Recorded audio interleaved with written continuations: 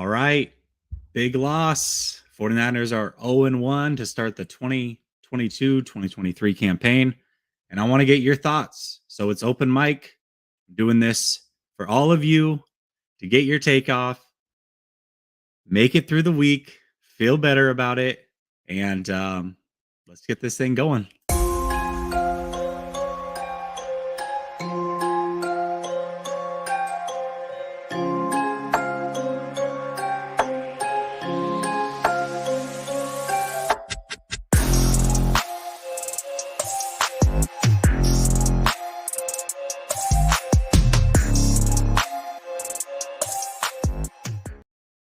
All right. Welcome back to Last Second Sports, where we are giving you our take down to the last second.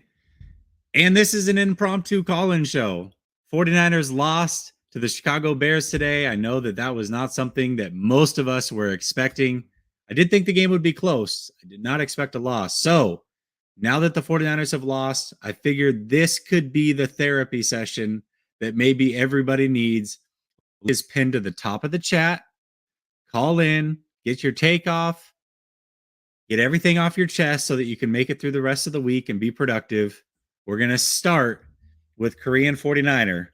Call in. Link is pinned to the chat, top of the chat. Let's go. Bud, how are you? Good. How are you? Hey, I'm doing all right. Did you have a call-in show on the 1st of September? I think it might have been that the first Thursday of the month. Probably, yeah. Okay. I didn't get a chance to. I was out at an event, so someone else can always go in front of me for once. Oh, I got you. Yeah. No, listen. Yeah, I think I did for sure. I was at an event, a rain or shine event this afternoon, so I only got a chance to catch the last bit of the fourth quarter when I got back home. To me, I don't know why when Elijah Mitchell, hopefully he's not out for too long, when he got injured, Kyle got back to his normal cocoon. He didn't know how to call a game. It's like you didn't put in Jordan Mason. Maybe he could have done something. And also, I have to give some blame to D'Amico Ryans in the defense.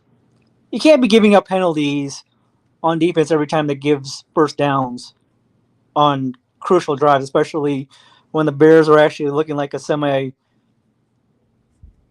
team, at least today. Yeah, those picks were backbreakers, man. I went back before this show and went back and rewatched the game. It was bad. I mean, you think about it. So Justin Fields, up until about 5 minutes and 45 seconds left in the third quarter, is 4 for 11, 22 yards, with one completion beyond the line of scrimmage, and that was 2 yards past the line of scrimmage. They contained him. They got a stop on third down. Fields then throws a near interception, and then the next play kills him with that boot action, gets out of the pocket, does his thing, finds Pettis, who has 16 and a half yards separation, the third most in the NFL in the last 3 seasons. And the game changes from that point on. So, and then actually even worse, the very next drive, they have him dead to rights again. They stop him on third down and they get a holding call, extends the drive. And that was that. So yeah, those penalties certainly didn't help things. I'll say that. And then what happened to the defense when they were playing so well in the first half? And then, it was I do live here in Northern Illinois, and it was raining quite heavily. I'll attest to that all day, outside of a few breaks here and there. But I mean, did we consider this a full 30-minute game instead of a 60-minute game? I mean, what did we just decide to do a Houdini act in the second half? And yeah, it was well, and that's the thing is the defense did a good job of containing. They got their stops, but then they got in their own way. You got the penalties and all those things. So that's really where it got the separation started. I mean, they gave up essentially 14 points on stupid penalties where they had a stop on third down. That was it. That was the game right there. So, there were some other mistakes in the first half. Certainly, you don't like Trey missing the throw in the first half to the tight end. You don't like Debo fumbling the ball.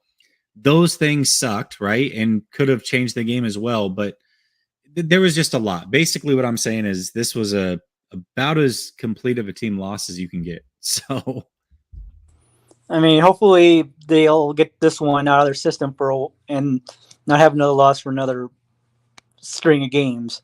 But I understand that Kyle doesn't want to get the rep of, hey, previously I got all my players injured in preseason and camp right, instead of games, and right. now we're maybe not in as close to game shape as we can. I know it takes a few games. Understand it takes a few games to fully get into football shape, but do you think Kyle may have unintentionally gone soft with everyone trying to rip him a new one for getting 8 players injured during training camp?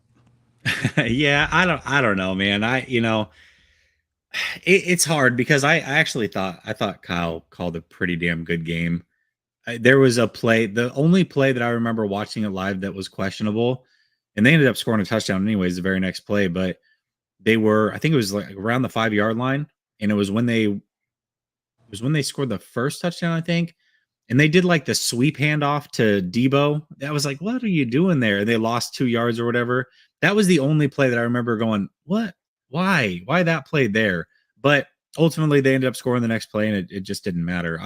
I thought Kyle did a pretty good job for the most part with the game plan. It's just players didn't execute. You need both. You need good play calling, you need good execution, and the execution just wasn't there. And that's the disappointing part is this team they're the better team. I mean, they easily could have been up 21-0. They just shot themselves in the foot repeatedly. You can't have 100 yards and penalties on the road in a monsoon and have more turnovers than the other team and expect to win. You just can't. From looking at some of the some of the video from Fox, it looked like that field was just waterlogged. It looked like you were in a swampy field. And I know Chicago is notoriously known for having bad football fields, even though it's supposed to be a natural grass field. Yeah. And yeah, it was bad. It was nasty. It looked like there were ponds on that turf, but hopefully, hey, I'm gonna let the loss ruin my week. Every day is a good day, so. Yeah, listen, I mean, here's the deal is there's a lot of season left. Everybody in the NFC West lost, assuming that Denver beats Seattle, which right now, looking at week 1, this is the thing about week 1. You never know what's going to happen. The Saints almost lost. The Colts tied with the Texans. I think the Titans just lost. Pretty sure the Packers lost. I haven't done an update on some of these scores, but a lot of these teams lost. Joe Burrow threw 4 interceptions. They lost to the Steelers. So week 1's wild, man. Last year, the Saints beat the piss out of the Packers, and everybody's going, oh, God, Rodgers wanted out, and now he's playing like garbage. What's going? You hit the panic button, and then they ended up being fine. So it's just it is what it is, right? Week 1, it is what it is. So, all right, Korean 49er. Yep. You have a good one, brother. You too, brother. All right, later. All right, so the order is going to be Mike, Tommy, Karan, and then Iceman. I'm going to add you in, Mike. You said you want to be on stream, so let me change this background real quick. I don't like that. I'm not a fan of that one. All right, go ahead, brother. What's up, man? All right. Korean 49er, we had to play on the wet field. Guess what? Chicago had to play on the wet field too. You can't use that as an excuse. The rain came down on them. It came down on us. Mm-hmm. The problem is Debo Samuel's got paid. Now he's going to be a bum.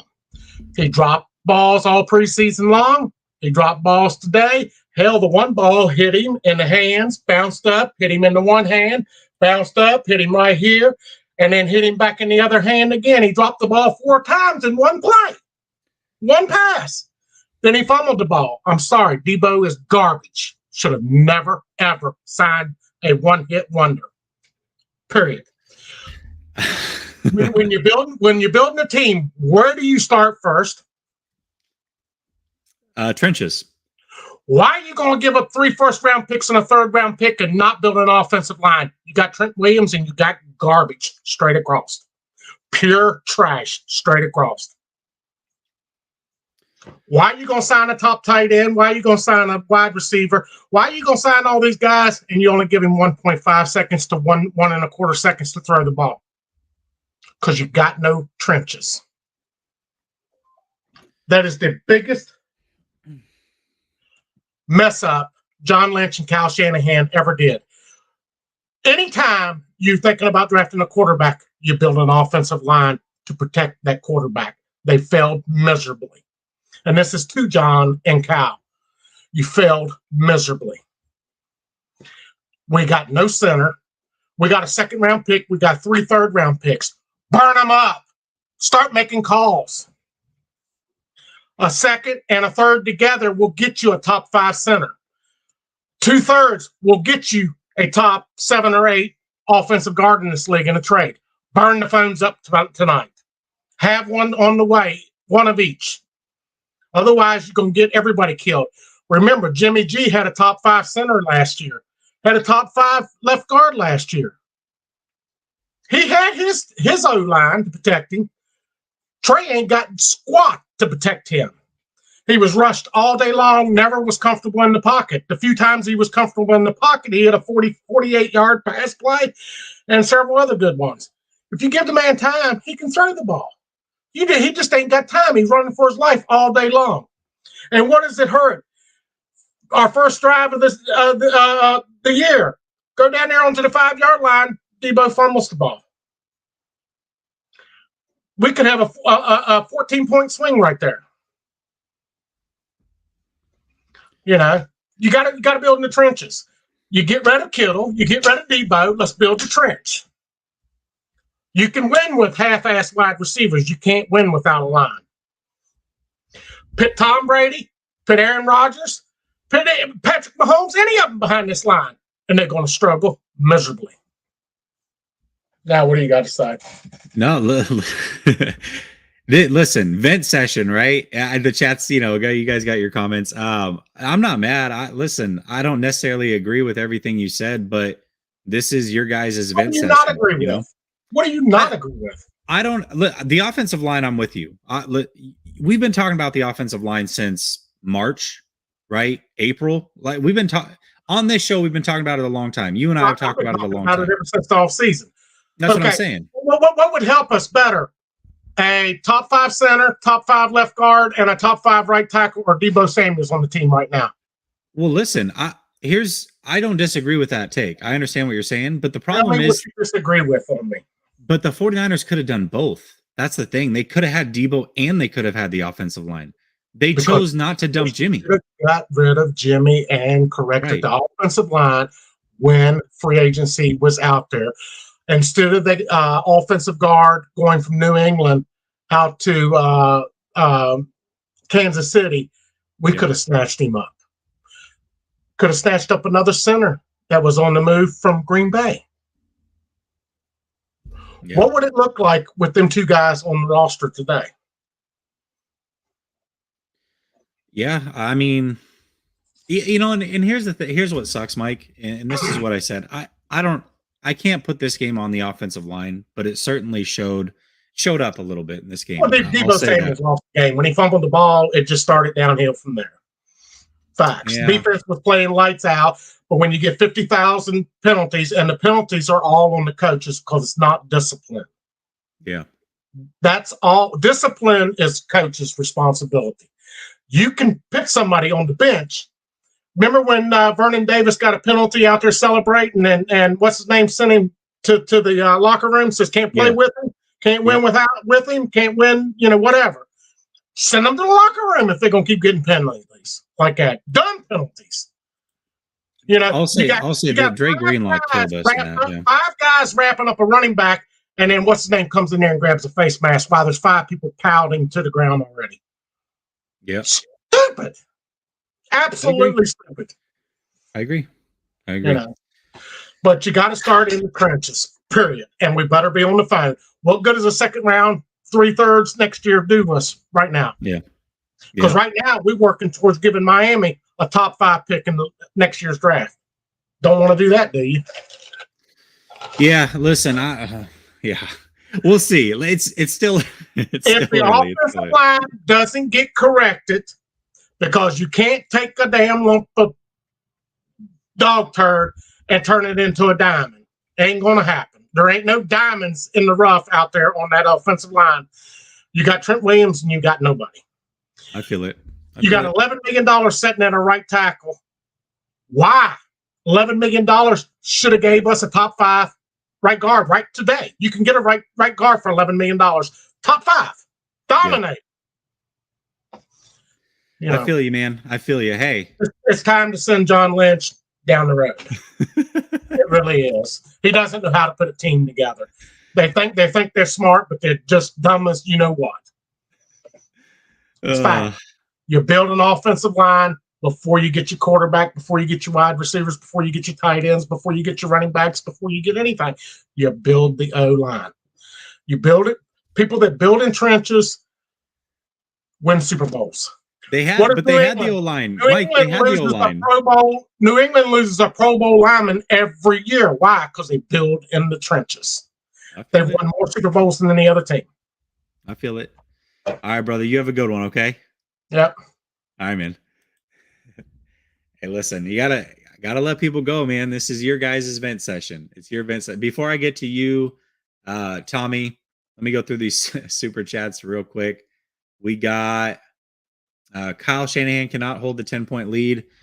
Yeah, that's a weird number for him, right? Like that 10 points is a real interesting number. I don't know what it is about those 10 points, but that's an interesting one. Mike says, here's $5. I appreciate you, Mike. I know you tapped in and said that you wanted the call-in show, so you're one of the people that helped get this thing going. And then I thought there was one more. Maybe I'm tripping on that one. Oh, there it is. Oh, there we go. Mike says, phrase of the day, and then the second half. I feel it. I feel it, guys. Listen, guys and gals, it's rough. It's rough to say the least to start the season like this. Absolutely. We'll see. You know, Mike brings up some good points with the penalties. Certainly, you know, I talked about those earlier. Those did not help things. The offensive line, there was some misses, but I didn't think it was that horrible today. Maybe that's just me. I've watched it twice now. I don't think it was great, but I don't think it was a disaster. I just think it was the ultimate team loss. So, but I will say this. I appreciate y'all with your super chats. Let me give you some love, and then we'll get on to Tommy.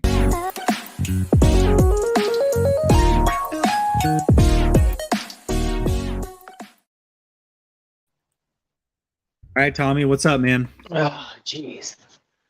What a terrible loss. Yeah, I agree. In response to Mike, I mean, I don't think Debo really fumbled the ball because that was a good play. That was a peanut punch if you see the slow-mo. He just made a good play on Debo, and he wasn't expecting it. Yeah, he was going up, like right as he went up to like fully cover it is when it got punched out. It was like right before he got his second hand there to protect it. And that was it. It's like he knew he was about to go into traffic and was ready to cover it. And it was a good play because he kind of was pushed behind the wide receiver and just punched it out of there. But certainly was a killer. I mean, when I watched it the first time, I mean, obviously I noticed it, but I didn't really kind of think it through until later. But when I went back and watched it the second time, that was inside the 15-yard line. That was rough. I thought it was more like around the 30 for some reason. I don't know why I had that in my mind, but when I watched it the second time, it was inside the 15. Yeah. Really lost opportunities right there. It should have been 14-0, obviously. But Debo was the only one who actually scored a touchdown. So I think, you can't get too mad at him. I mean, but he did have a drop pass, and, you know, he just got peanut punched there. And yeah, absolutely. But the defense, I don't know what they disappeared, and like Korean 49er said. I mean, where the hell they go? Those two busted coverages. I mean, to Dante Pettis of all people, I guess he got his revenge. I know Dante Pettis. What the fuck? How does that happen? How do you leave him players, wide Dante open? Pettis. I just had I don't know. 16 and a half yards. Yeah, I've been having a bad feeling for some reason. It's just like we're always so sloppy in week one. Last year we got away with it because we were playing Jared Goff of all people. But I just think Kyle Shanahan was terrible in this. He didn't have us prepared at all. for the rain. I mean, I guess you couldn't because we were having triple digit weather, but they weren't prepared. They're undisciplined with all the penalties. I mean, I was expecting a lot of penalties, but not all in the Niners, because the Bears are a young team, so I was expecting both sides to have their fair share of penalties.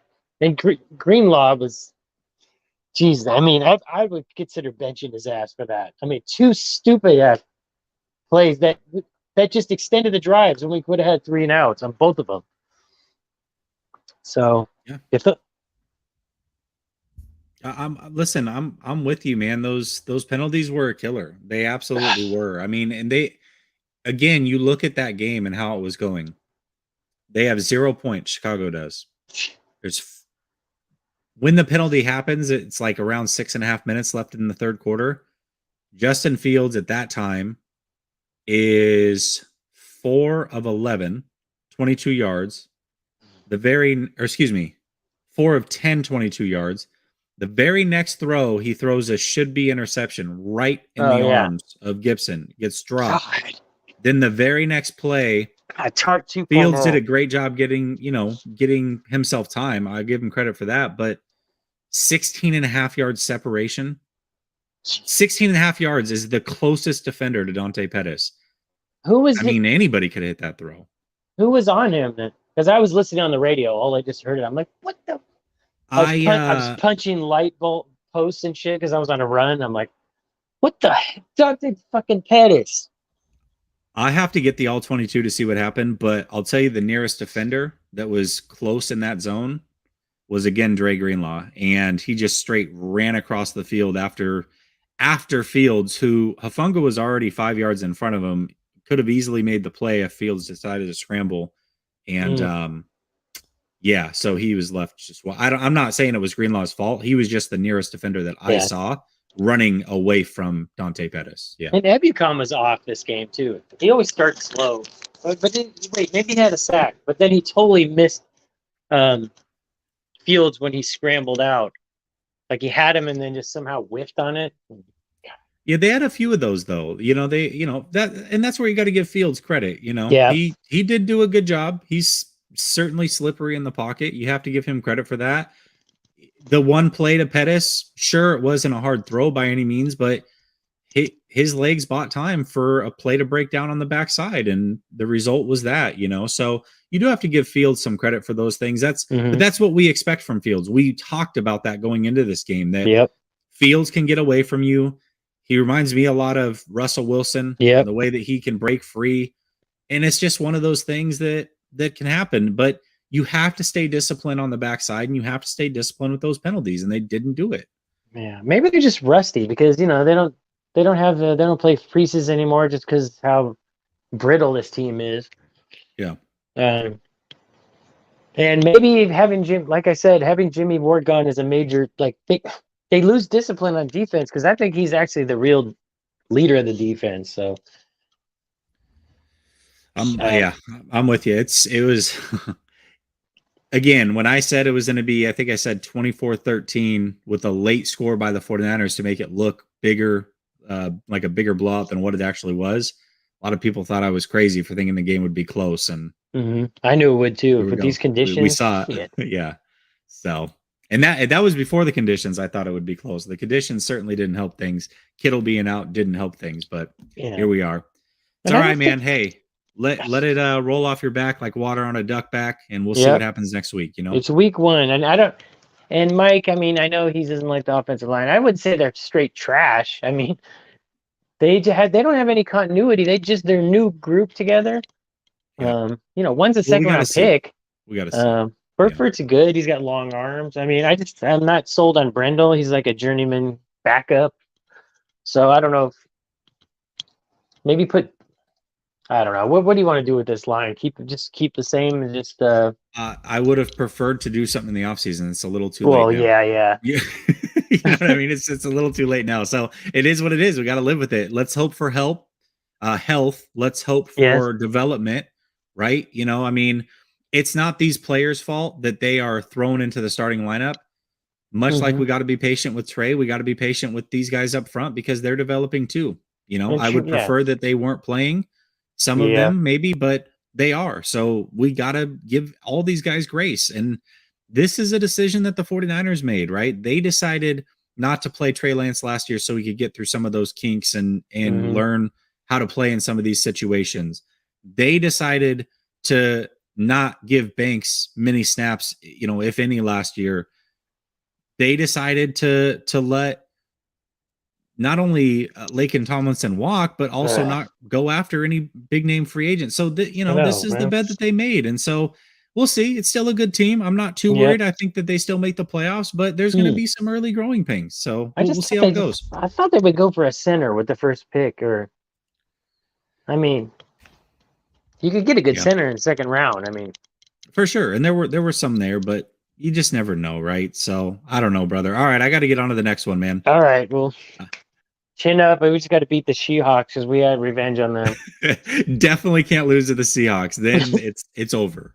So all right, brother, you have a good one. All right, you too. Later. All right, later. All right, let me see what's going on in the chat real quick before we get on to Quran. I'm not even gonna entertain the Trey isn't good. Trey, it's game one. Like my question to you is do you think Justin Fields looked good today? Because that was the take I heard was, man, you know, Trey just didn't look ready and Fields did. Oh, word? Because that's not how that game went at all. At all. So Mac got his back broke today, or something happened there. Lawrence didn't look good. Fields didn't look good. Zach Wilson couldn't even make it to the field. I mean, these are. Do you think all these players are going to be bad? Do you think Lawrence is going to be bad? Do you think Mac's going to be bad? Do you think Fields is going to be bad, or Zach's not going to ever be able to stay healthy? Maybe. And Trey's going to be bad. Do you think all of them are going to be bad? Every single one of these quarterbacks? Because right now, it doesn't look good for any of them. I just think it's a weird take, man. Like at the end of the day, all these players deserve 3 full years of being in this league before we make any major judgments, period. Not one of them looks good right now to me. So if you think Trey doesn't look good and he'll never look good, but you are giving grace to some of these other guys who aren't looking good, you think they're eventually going to look good? It's just a weird take to me. I can't get behind it. So anyways, all right, Karan, I'm bringing you on, brother. Hey, what's up, going man? on? How are you? I'm doing good. I'm doing all right. All right, so listen, I will. The counter I've got with your Justin Field argument is that Justin Fields doesn't have 30% of his roster on the top 100, and Trey Lance does. So to me, with his surrounding cast, Trey should have played better. And for all intents and purposes, I think Trey played a little bit better than Lance, but not by much. If you look at the QBR for what it's worth, Trey's 7th, Field is 8th.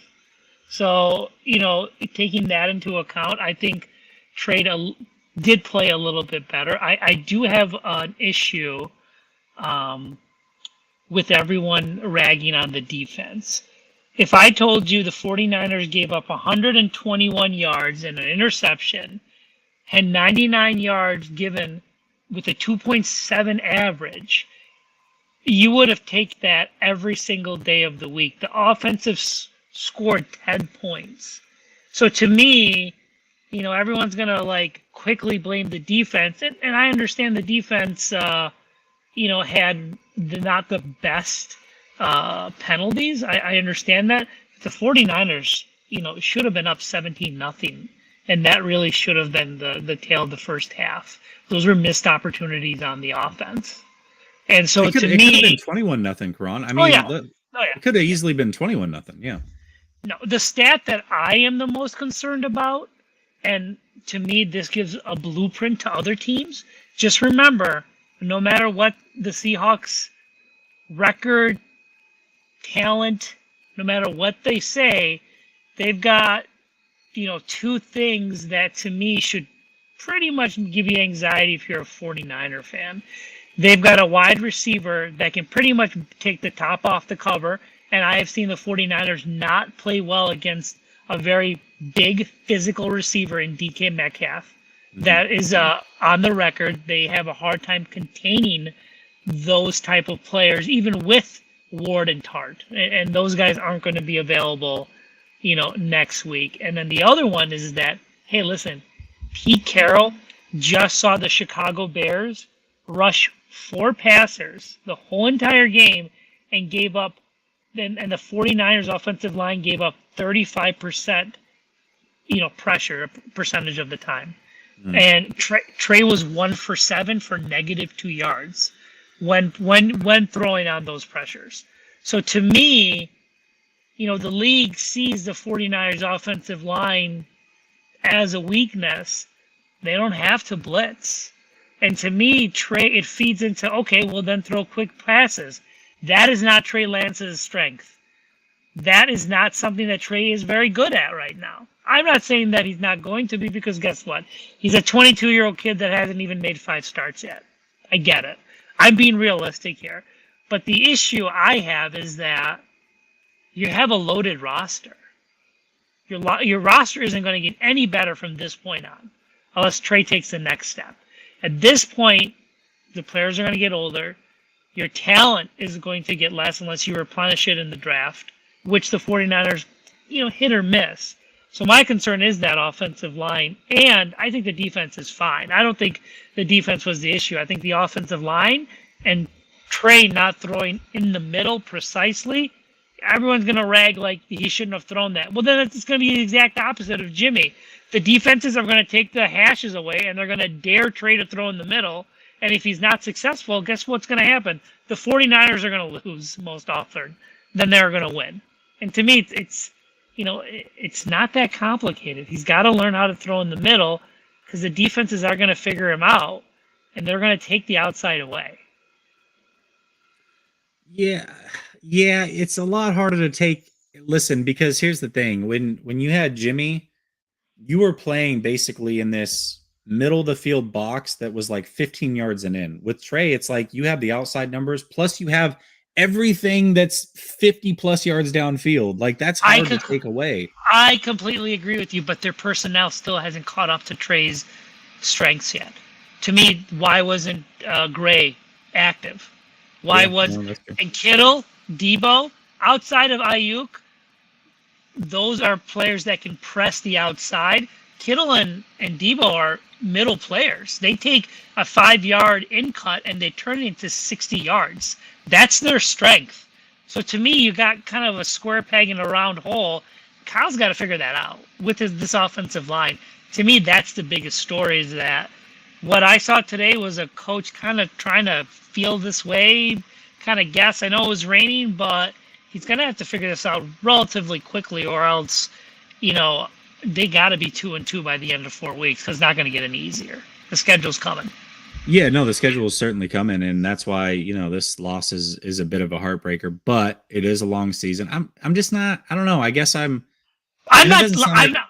It doesn't sound like you are either. I'm just not hitting the panic button. You know what I mean? No, I'm like Bosa. I'm just annoyed, because guess what? When it's a tiebreaker in December and we're talking about this, what are we going to bring up? We're going to bring up Week 1 against the Chicago Bears. For sure, we're all going to be annoyed then. So no, that's a good point. To me, this is seeding and not sweating like we were Week 17 last year. You know? No, I completely feel that. Yep, I feel that. Yeah, I feel it. All right. Well. Annoyance. Annoyance should be the relative theme of for sure. This tonight. For sure. I'm with you. Should be DEFCON 5. Yeah, not yet. I feel it. Still all right, good brother. defense. You have a good one, man. You too, buddy. Later.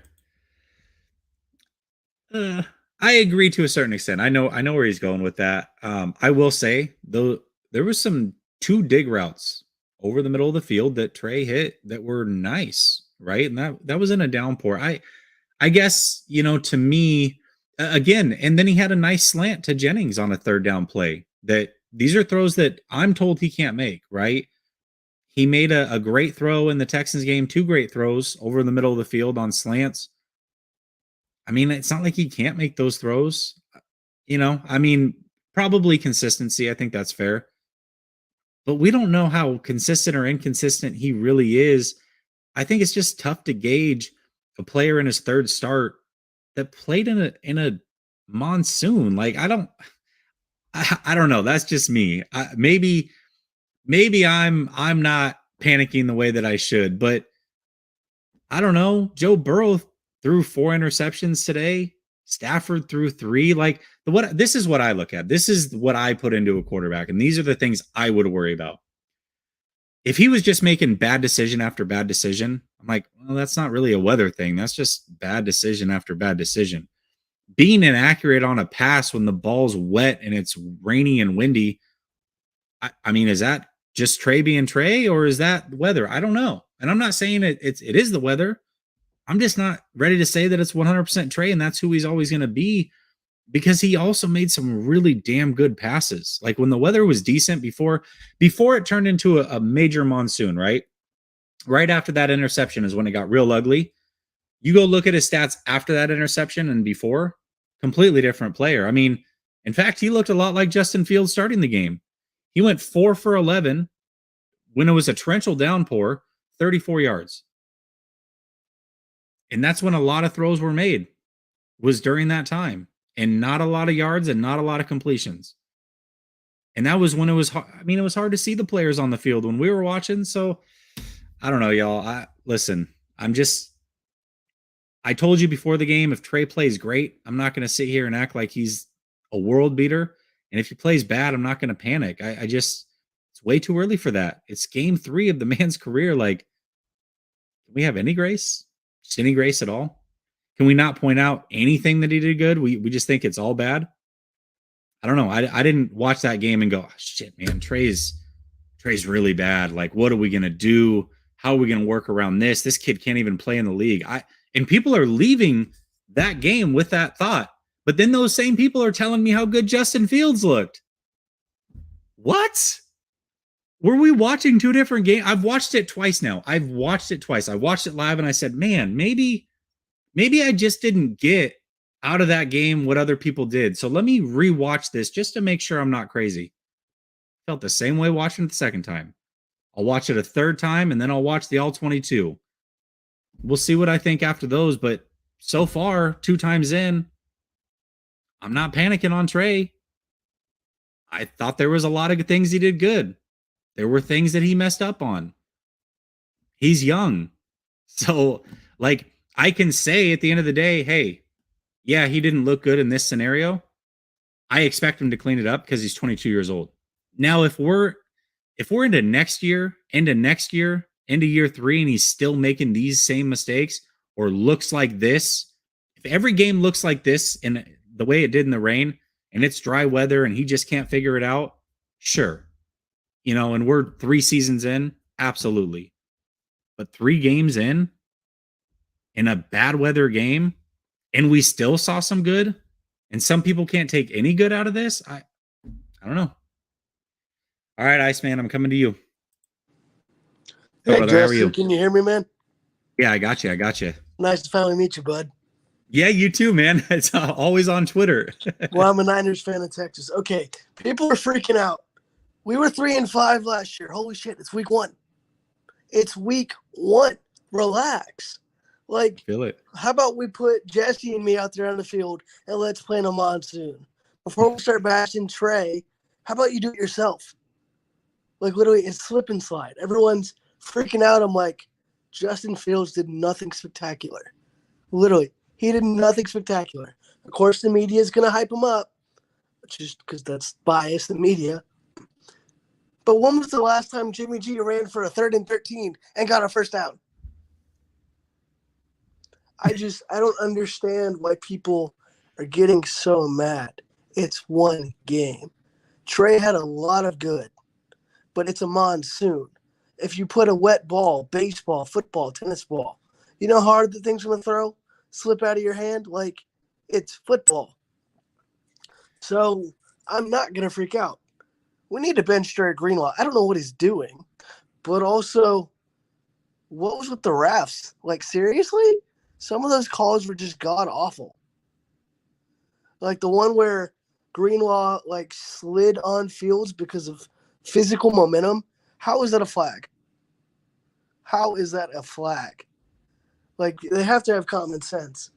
And I get why people are upset, sure. But you live and you learn. We're 0-1. Okay. We were 3-5 last year. Trey Lance is going to struggle. Did Mahomes not struggle in games? Did Josh Allen not struggle in games? Like, teams struggle. Young quarterbacks are supposed to struggle. It's the NFL. Do you agree with that? 100%. Like I said, I mean, we look at the two quarterbacks that were in the Super Bowl last year. They threw a combined 7 interceptions in week 1. Exactly. And Like, see, these were two Super Bowl quarterbacks. Mike was talking about the line that's fair, but we got what we got. We can't change it. We can't maneuver it. Like, it is what it is. So, Yeah. like, I'm not angry. Yes, it's annoying, but it's like, y'all, calm down. Yeah. If the Seahawks lose tomorrow, you know what happens? Literally nothing happens. It's obsolete. It's literally, okay, this is irrelevant. Yeah. So, like, I get why people were upset, sure. Dak Prescott's over here with 2 interceptions and 3 points. Oh, my God. But it's like, calm down. Like, give Trey time. Give Kyle time. If Jimmy G was in that field, he would have been sacked 7 times, 8 times, 9 times because Jimmy can't move. That 40-yard pass to Jennings, Jimmy wouldn't have even attempted it. There's so many, if you look at it, positive things Trey did. And you know what I enjoyed the most was how he took accountability in the postgame. Mm-hmm. He said, I made mistakes. Instead of, oh, we did this. It's, I made mistakes. And I feel like he has that desire, that rare desire to improve. So, like, he put that loss on him, right? And I don't think he needed to do that. Like, he didn't. The game wasn't on him. Like, here's what I will say. I will say this. Despite everything, certainly he had the ball down 3 with a chance to go ahead, tie, whatever, and he threw a bad interception. There's no doubt about that. That's the one play where it's like, man, I wish he could have that one back. And there's no excuse for it. Right. But then I keep going back to the same thing. He's 22. He's 3 starts. And he's going to learn. Can he improve? Can he get better? Yes. So like, until he's in the league long enough for me to where I can't say that anymore, and it's just this is who he is, that's one thing. But that's not what the situation is. And did he play? To me, he played like a net zero quarterback, which is something that I've always called Jimmy Garoppolo, a net zero quarterback. Right. Not going to win you the game most of the time, not going to lose you the game most of the time. And I said it from literally the beginning of that snap. Anybody who watched the game with us on playback, very early in that game, I said, to me, one thing that you cannot do in this game is expect Trey Lance to win this game with his arm. They cannot be in a situation late where they expect him to win this game because I don't think he's ready for that yet. He hasn't been in that situation. The weather's not applicable for that situation. Don't do it. And that's exactly what they did. So, and then we saw the result.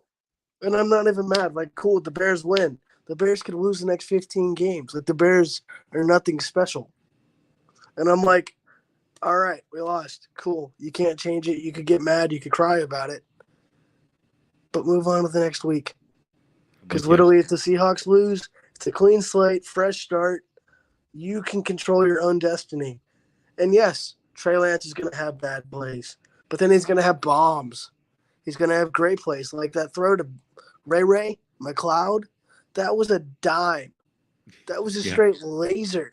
And I'm like, I literally looked at my dad because we went and watched it together. I said, Jimmy couldn't do that. So, like, with people getting mad, sure. Yes, it's part of the defense fault.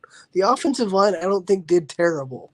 I don't think they were that horrible. No, they weren't. But you also got to think the weather was shit. The field is shit. For sure. Can't stay in there. It's literally slip and slide. Like, if the field was normal, no rain, Niners blow that game out. Because you got to think, they didn't even have a deep passing attack hardly at all because they couldn't even run. You can't run that far and slip and slide. Like, I get people are mad, but calm down. Like, relax. Like, I like you being the voice of reason, Iceman. I got to get to the next one. I appreciate you, brother. Have a good one. It was nice to meet you, man. You too. I'll see you on Twitter. All right, later. So here's the order. We're going Trez, Chase, Viet, Eric, George, and then Holden. So if you guys can't hang on, totally understand. I just like to give you guys updates so you know roughly how long you're looking at. Matthew says, Jesse, I joined late. Did we talk about Debo's drop and the fumble? Yes, we did. Terrible day from Greenlaw, 100%. Javon keeping the drive alive on the goal line, lots to go around. Yeah, there is. And that's why I said in the beginning, and you weren't here, obviously, Matt, but I said that this was a team loss. Like, it just was. I don't think anybody did amazing. There were some good things, there were some bad things, and it is what it is.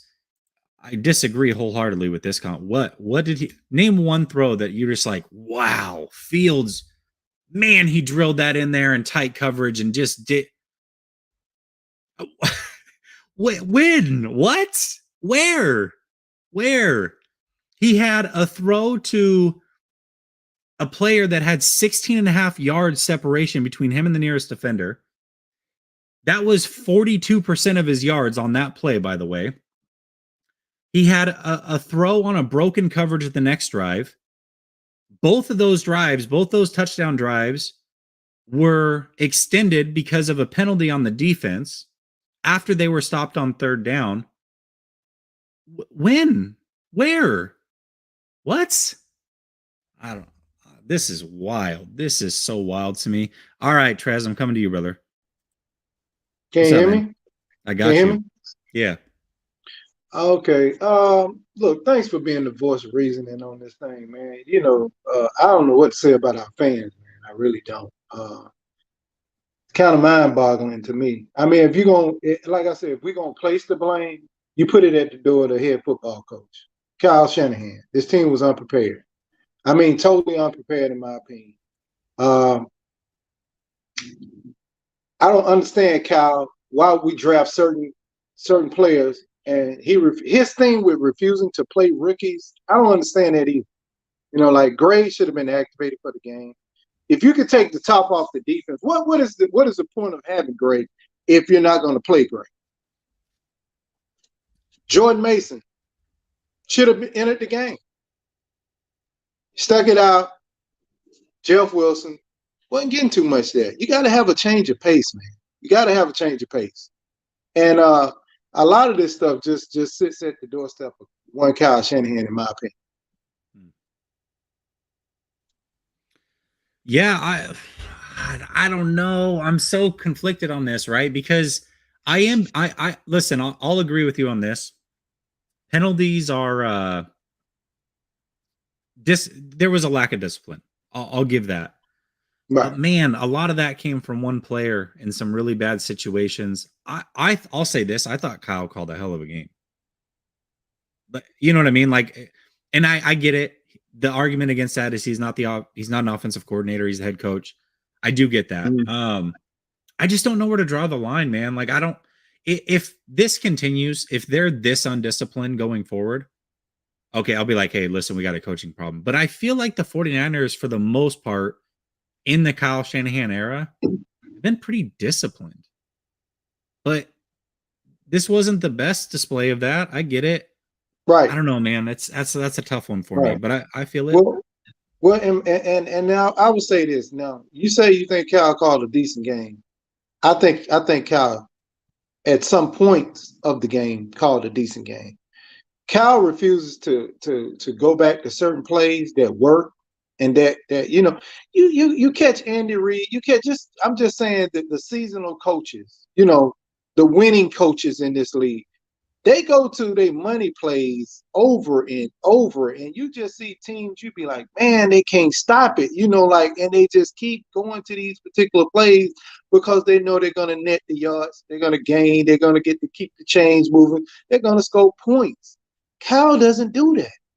He doesn't do that. He had a nice corner post to IU, which he called a penalty on. We didn't go back to that play at all. At all. So the stuff that works, he tends to stray away from. And I don't get that. I just don't. Yeah, he has this weird, I'll say this, he has a weird tendency of when he's up on teams, he doesn't just like put them to sleep. You know what I mean? He lets them hang around. And it's a strange thing. I don't know. Listen, I wasn't like at no point in this game, and there are games where I've seen this where I'm like, man, Kyle's in his bag. Like Kyle is dialing up play after play. I'm not saying it was that type of game because there are those games where you're just like, dude, Kyle cannot miss right now. He is in his bag.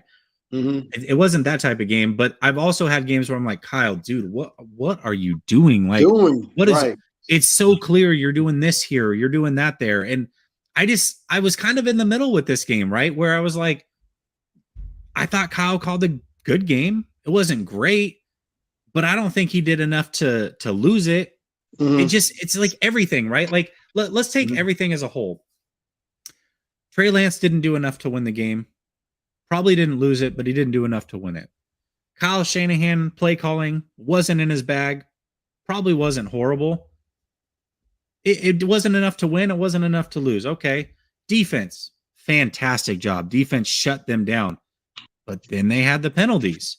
So again, not enough to win. It's like nobody went out and won the game for the 49ers, right? Like you can't point to a player and be like, that dude was out there to win that game for this team. He was going to carry them or do what. You can't do that. It was like everybody was just kind of, and that's how you lose games in monsoons week 1 on the road. That's, you know what I mean? Like, that's it. That is so true. That is so true because I was telling my son, and I said, we keep letting them linger and linger and linger. This game is going to flip on us. And it did. It flipped in a blink like that. Yeah. You have to have a killer mentality. You have to put teams away, especially when you are the better team.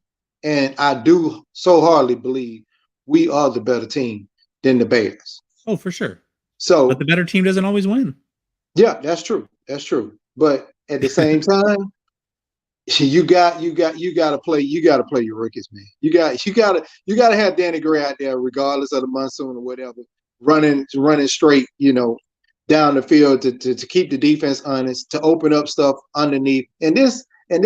And like you were saying just a minute ago, to your point, it's what fans are sitting here saying what Trey is and what Trey isn't. We haven't seen him. Bro, how can you base an opinion on a person who's in his 3rd game? That is just so baffling to me. Like, you could say he struggles throwing over the middle. I was about to say something. I was about to curse, but no, he hasn't freaking played. He hasn't freaking played. So what are you talking about? Give him an opportunity. But, I said it and I said it again. It was so unfair to Trey that you would keep a Jimmy Garoppolo on this roster. And we don't know how the locker room is because we're not in the locker room. Everybody's armchair coaching from the house. Everybody's making their armchair decisions from the comforts of their home, thinking about what they know what's going on in that locker room. But I do know one thing. In the football world, you do not keep a starting quarterback and you drafted his replacement and keep him on that roster. If you're saying I'm moving away from you, then you move away from that quarterback. This is what you're going to have now. You're going to have the fans doing exactly what they're doing now on one game. Oh, Jimmy and we might have to turn to Jimmy. No, they should have moved on from Jimmy. They shouldn't have signed Jimmy. I was against Jimmy coming back to this team as a backup. I thought we were good enough as we were. That if you're going to turn the page, then you turn the page. I feel it, man. Hey, brother, I got to let you go. Good call. Appreciate you. We'll get through it, man. Thank you so much, man. Listen, a win next week, and we're feeling good again. So it is what it is. I gotta let everybody get it off their chest. I can't have anybody going into Monday feeling bad and ruining their week. So we got to get it off our chest tonight and move on, right? Put it behind us. Exactly. Take care. All right, man. All right, Chase, I'm going to go to you. Where's the Bears fan at? Hold on. I want to bring up his comment. Definitely. Where's that? There we go. We're in rebuild mode. We just beat your out. You didn't. I mean, congratulate. You guys won, right? No doubt about it. I wouldn't say you beat anybody's ass. I don't ever watch a boxing match and be like, man, that guy won a decision 7 rounds to 5. He whooped his ass. Like, whooping somebody's ass is like putting them to sleep in round 1. That didn't happen. So y'all won. I'll give you credit. Y'all won. You didn't whoop anybody's ass. What's up, Chase? How are you, man? I'm good. How are you? Doing good, man. To respond to that, we're always like every team's bound to lose a game to a bad or shitty team each year. You know what I mean? Like it's bound to happen. Usually it happens later in the season. Happened earlier, so it's all good. Everyone needs to chill. I said going into the season that I think 9 to 10 wins is probably realistic. I didn't really understand the whole, we're going to win 12, 13 games. Trey's raw. He is. And I think he's going to be great, but it's definitely going to take some time. And I think Kyle has to put him in situations where he's going to be comfortable and get into a rhythm. I think that's difficult when you're missing Kittle and Mitchell got hurt.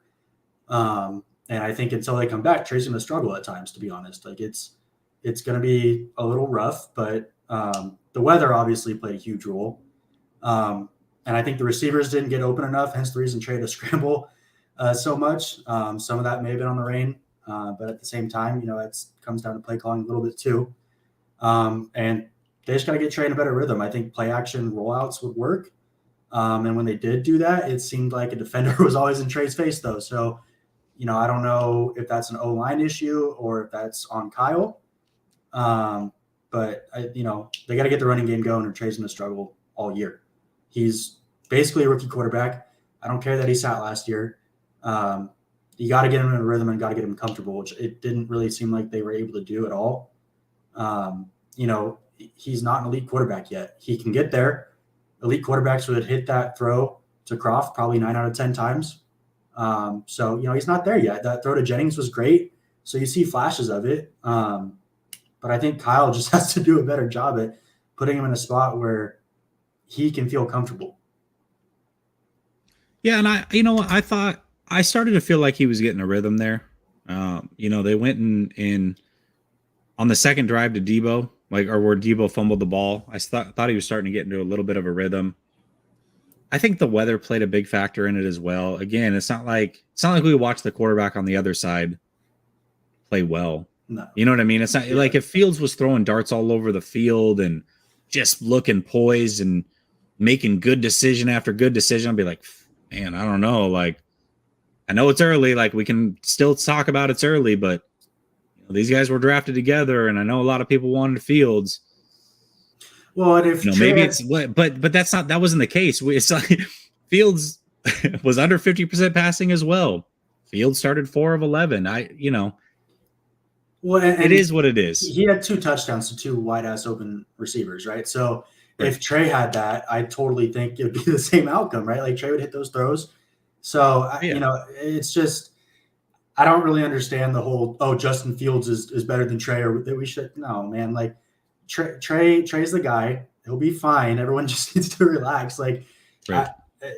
I've never seen a game where it rains that much. Even going back to 2019, last year with the Colts, even like those games did not look like what it looked like towards the end of this game. And to be honest, with Trey practically being a rookie, being down 10 points, 9 points, I guess, but you're probably not going to end up winning that game anyway. So I don't really understand the. It's wild to me.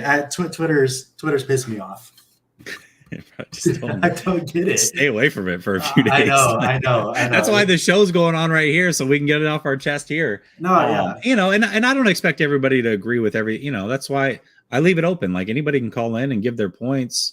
There's some people that seem to disagree in the chat. I get we both played in the rain, but again, it's not like Fields looked good. Like if Fields looked again, if they were in the rain and Fields looked amazing. Okay, we'd have a conversation, but he didn't. He just didn't. And I think there's nothing you can tell me about that. Give me one throw. Again, anybody, give me one throw that Fields made that was just like, whoa, did you see that? Yeah. There wasn't one of those. When Fields there wasn't one. His good throws, I guess, to wide ass open receivers. So if you want to call that a good throw, go ahead. But I wouldn't label it as that. It's a throw you're expected to make. But those throws came when there was a break in the rain, right? It wasn't raining hard. It was maybe like a light mist. And, when we really had to throw the ball, it was literally monsoon weather. So, to kind of compare the 2 situations that both quarterbacks had, I don't really think is fair.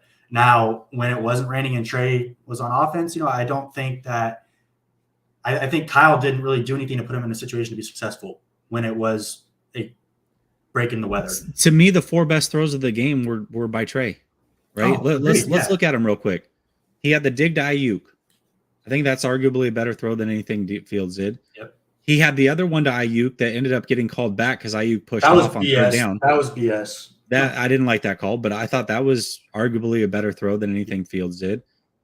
He had the throw to the other dig over the linebacker to Ray. Yeah. That certainly was probably the best throw of the game. That was a great throw, yeah. And then he had the throw to Jennings. Yeah. To me, like I said, the 4 best throws of the game were done by Trey, but Trey played like shit, and Fields looked so good. Like, come on, man. And see, that's kind of what I mean, though. Like, those throws were kind of schemed up. Obviously, the one to McLeod, that one was fantastic right over the linebacker. Sure. Like, that was – but I didn't feel like Kyle put him in spots to do that all game. And I feel like as soon as Mitchell went down, it was sort of a different offense. You got the screens going a lot more, which I think we've seen that's not exactly Trey's strong suit yet. It'll come, but I mean, he didn't really execute any of those well. So go to something else, right? Like, I don't really understand the narrative of like, oh, Trey sucked. I put a lot of that on Kyle. He, in the second half, did not do a lot to help out his quarterback. And that's just something that I think we've routinely seen with Kyle. I don't think it's going to stay that way. I think he's going to learn what he can and can't do, or what he should and shouldn't do with Trey. So hopefully that gets figured out here in the next few weeks. But I mean, everyone needs to chill, man. We got a long season ahead, and play Seattle. You're going to lose games to bad teams regardless. So I think that's what it comes down to. And you're going to beat good teams. Exactly. So we'll see. We'll see at the end of the season. We'll see. Yep. So, All right, brother. Have a good one. All right, later. And I'll talk about this. Has Fields regressed? I mean, Fields last year looked better against the 49ers much earlier in his career than he looked today. Has he regressed, or was that bad weather? Probably go with bad weather. I bet you Fields is a better player today than he was against San Francisco last year. Be willing to bet anything on it because he's played some games. He didn't look as good. So does that mean he's not as good? I don't know. Let me get to a couple of these super chats real quick. Flav says, Jesse, I think what you're not realizing is Fields had Pettis versus RD. When you really grasp that, you see how much better he was than Lance. Okay. And he still made 3 boneheaded decisions. Again, if Lance was making bad decisions all game long, that's not a weather problem. That's not a talent problem. Decision making is 100% on you. 3 bad decisions he made in that game. 2 almost picks and 1 was picked. Trey had 1 decision that I can point to and be like, not a good decision. And it cost him. It was at an inopportune time. But to sit here and say that Fields just looked amazing. Listen, Fields wasn't. It was 4. Let me throw this out again just to make sure that we all understand how this looked. Fields was 4 of 11, 22 yards passing with 6.5 minutes left in the third quarter. He completed 1 pass to that point beyond the line of scrimmage. 1 of his 4 passes. If Dre Greenlaw doesn't get a face mask, or the next play, if they pick off a play or pick off Fields on a throw directly to the defender, nobody, first of all, the 49ers may win the game. Second of all, nobody's saying he played great. Instead, he gets a 3rd opportunity after being stopped on 3rd down and then should have thrown a pick, gets a 3rd opportunity, has a wide open player, makes the throw. 42% of his yards all day came on that 1 play after getting 2 opportunities gifted to him. Then the next drive, they stop him again on 3rd down. Could have been up 10-7 getting the ball back. Holding penalty on the defense, extends the drive. Then they get another penalty, a roughing. I forget what happened, but it was a unsportsmanlike conduct or something. 15 yards, moves them down the field again. Listen, man, I don't know what game you were watching, but it wasn't the same game I was watching. Say that right now. It was not the same game. It just wasn't. What up, Eric? How are you? Hey, what's up, Jesse? How are you? Doing good, man. So I don't know, man. I'm glad you had this show tonight. I wanted to call in. I am like furious right now. It's unbelievable. You know, I had to look it up actually. I couldn't believe it, dude. It's unbelievable. Did you know that this is the first time in NFL history that a team has been eliminated from playoff contention after the first game? I didn't know that. I had to look it up. I mean, apparently it's never happened in the history of the NFL before. So now, I mean, what are we going to talk about the rest of the year? All these call-in shows. We're going to have to talk about next year's draft. You know, Nick Bosa's contract situation. We're going to have to start getting ready for next year because obviously this season is over. I mean, throw in the towel. It's done. There's no way. And then, you know, meanwhile, actually, you know, obviously you can tell I'm being sarcastic. Meanwhile, in reality, if the Seahawks lose to the Broncos, which I think most people would expect to happen, I'm sure the betting line is in favor of the Broncos in that game. If the Broncos beat the Seahawks, do you know what place the 49ers are going to be in the division? Tied for first. Tied for first. Okay. Right. So let's not, I know everybody, you know, it wasn't a great game. You don't want to start off with a loss, obviously, and especially to a team that you probably should beat like the Bears, a team where if you play that game 10 times, the 49ers win that game 7, 8 times easily. It's, you know, any given Sunday, anything could happen. It's week 1. It's a bad weather game. You're bringing in some new pieces on the offensive line. This is, you've fully committed to Trey Lance, got a new starting quarterback. You have, you know, Charvarius Ward on defense. You know, there's new players, you know, new coaches. They lost their offensive coordinator in the offseason. So, I mean, like, I when you posted, you were asking if people wanted to do the call-in show or not. I posted a comment like, dude, I had faith in the Niners when they were 3-5 last year. I'm not gonna, you know, lose faith now that they've lost one game. I mean, yeah, it didn't look great, but there were some good things to it too. You know, they did have the lead at one point. You know, I don't think they played terribly. They left a few plays out on the field. They made a few bad mistakes, and to me, it seemed. Now, I wasn't able to watch the game, so I can't give you like a play-by-play analysis of every single thing. I was working at the time. I was listening to the broadcast, and it sounded to me like there was at one point they stopped him on third down, and there was like a defensive holding call. Is that correct? Yeah, so the whole game changed, like I said, and then I'll address this comment too. Listen, I'm not trying to say Fields was bad. This is what I hate is like you've got a group of people that are saying that Fields was amazing and Trey looked like shit. And so now I got to be the voice of reason and be like, no, he didn't look amazing.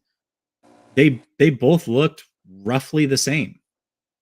Yeah, I mean, Trey's stats were a little bit better, right? The best throws of the game, I think, were made by Trey. But then to Flav's point, Fields doesn't have as good of a team around him, right? So all in all, I think they look the same. Justin Fields has 12 games under his belt. Trey Lance had 2. So that's where I'm getting. But at this point in the game, Eric, they can't move the ball, right? I think when that play was made, they snapped the ball with like 5 minutes and 45 seconds left in the third quarter where the broken coverage play. So up to that point, Justin Fields has a pick, 2 should be interceptions or could be interceptions, and is 4 of 11 with 22 yards passing. You get the penalty on Dre Greenlaw on third down. Mind you, they had the running back stopped. I think it was Montgomery. They had him stopped in the backfield. 3 guys stacking him up. Greenlaw comes in from the backside, grabs his face mask, and they get a penalty, extends the play. Next play, Fields throws what should have been an interception. It's dropped. It's in the rain, right? You can't make every play. And then he makes a hell of a play with his legs, creates some time, broken coverage on the backside. Boom, 42% of his yards on that play. Then the next drive, it's 10-7. 49ers are still up 3. Fields scrambles on third down, gets out of bounds. It would be fourth down. They're getting ready to punt. Holding call on the defense, extends the drive, and they go and score again. So twice they extended drives when they had them dead to rights with the lead and momentum, and that was it. It was over after that. And can I just say, it's a little, I mean, last year, from what I understand, I've heard that last year Nick Bosa didn't get a single holding call against him all year long.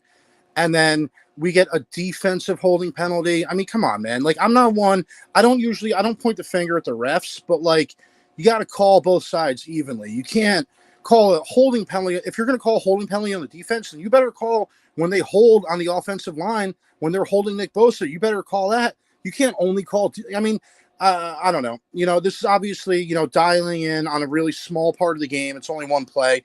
But to me, when I heard a defensive holding, my initial reaction was like, you got to be kidding me. Like, they don't call holding on the offensive line. Why are they calling holding on the defensive line? It's just, it was the one time they call a holding penalty, it's on the defense. I mean, come on, man, that's a little crazy. It was weird. But, no, that was weird. I didn't expect that for sure. But I mean, again, it's only one game. The Rams lost, the Cardinals lost, and the Rams look really bad. Now, obviously, they were playing the Bills. Bills are a really good team. But we've been might be the best team in the league. We've been saying, in the offseason, like, man, the Rams lost their left tackle, their best edge rusher. They lost Robert Woods. They lost a lot of important pieces. What did the 49ers lose? They lost left guard and defensive tackle. That's not as important as left tackle and Von Miller. So I think there's a lot more room for the 49ers to bounce back than the Rams. I mean, that not having a left tackle, not having an edge rusher, that might be a consistent problem with the Rams throughout the year. Whereas I think this game was a fluke. I think it was one of those, like I said, any given Sunday, it's a bad weather game. They had some bad penalties. Obviously the interception from Trey Lance wasn't ideal, but again, that's one interception, and you can't really put it on that one play because they should have buried them when they had the chance. That's the only criticism that I have. And again, I don't think it makes that much of a difference in the grand scheme of things. Like, everyone in the chat, do me a favor. Can you tell me if the Rams won the first game last year, or did the Bengals win in week 1? When you were watching the Super Bowl, did you go back and look, hey, how'd they look in week 1? Like, there's plenty of time to bring this back. So I'm with you, I understand people, it seems like people overreact, everything one week. The people that are saying that Justin Fields look great, if he has a bad game next week, they're going to say, oh my God, he's terrible. They should have taken Mac Jones. That's just, I think some people have like extreme takes in order to stand out from the crowd and have their voice be heard. But I mean, it's a long season. There's going to be ups and downs. I don't think there's any reason to like overreact to this one game. I'm with you, brother. All right, man. You have a good one. Thanks for calling in, Eric. All right. You too. Have a good night. Later, man. This is false, Flav. They made adjustments and completely shut Trey down. That's actually inaccurate. The very first drive, they went and got a field goal on a Trey Lance. Remember, it was third down. Remember when he made a really good throw to Ayuk, and then they called the push-off penalty, and then he had to run the ball, and then that was in the first half, but the throw to Jennings on third down, you remember that one? Remember that? And I yelled at you in the game. I said, this is why you have Trey Lance. You're like, yeah, I see it. That was in the third quarter, bud. Sorry. All right, Viet, I'm bringing you on. What's up, man? How are you? Hello. How you doing, man? Been a long time. Holden, I'm coming to you next, brother. Thank you so much for being patient. It's been a while, man. What's up? Yeah, sorry. I've been working a lot, but no, glad the season's back. There's just so much chaos going on, like, with Debo drama and all that, injuries. But yeah, the game, I was more annoyed by the rain than what us actually losing. Because it just made everything look crappy. Yeah, I knew even if we won the game, it would just have been sloppy. But I don't want to dwell on like negative stuff. I want to go into like, I think I want to see two things, or at least ask you about two things for Trey. Like one good thing that you thought he improved from last year, and maybe one thing that we're a little concerned about. And for me, it's like the positive thing is throw to Ray over. I think it was like a corner route over the linebacker. I say that because last year, you remember in the Texans game, we kind of ran a very similar play where he threw a pick because he threw it way too low. And when he threw that, I thought he was getting picked too. But when it actually went over, like, hey, that's a big improvement to have. So I'm seeing, the strides in Trey, even though it's not perfect. And one thing I think for me concerning is kind of off the field. I know like everyone loves the fact that he owned up to his own mistakes, which I love too. But I feel like sometimes that's a little unhealthy for him to do, or at least it seems that way, because he's putting so much pressure on himself that if he doesn't go out and live up to that again, it might backfire him. I mean, I don't know who the kind of person he is, but I feel like sometimes it's a little bit unfair because it's not really his fault either. Like some of it was his fault, but it was like a team loss. So I understand that he was trying to be a leader, but I feel like sometimes he can just hang back and just relax a little bit on that. What do you think? Yeah, for me, the one thing that keeps showing up repeatedly with Trey Lance, two things really. One is pocket presence, right? I feel like last year I called it organized chaos. I just felt like he constantly had happy feet in the pocket, just never felt comfortable, and just didn't look poised. When I watch him now, like he drops back with poise. He's not panicking. He's not running around like a chicken with his head cut off. He's doing everything he does with purpose, right? And part of that, because of that, is leading also to him being a better runner. I felt like last year, he's not the most explosive athlete, but he's a better athlete than what he showed last year. I think a lot of that was due to hesitation and not knowing when to run, knowing when to pass.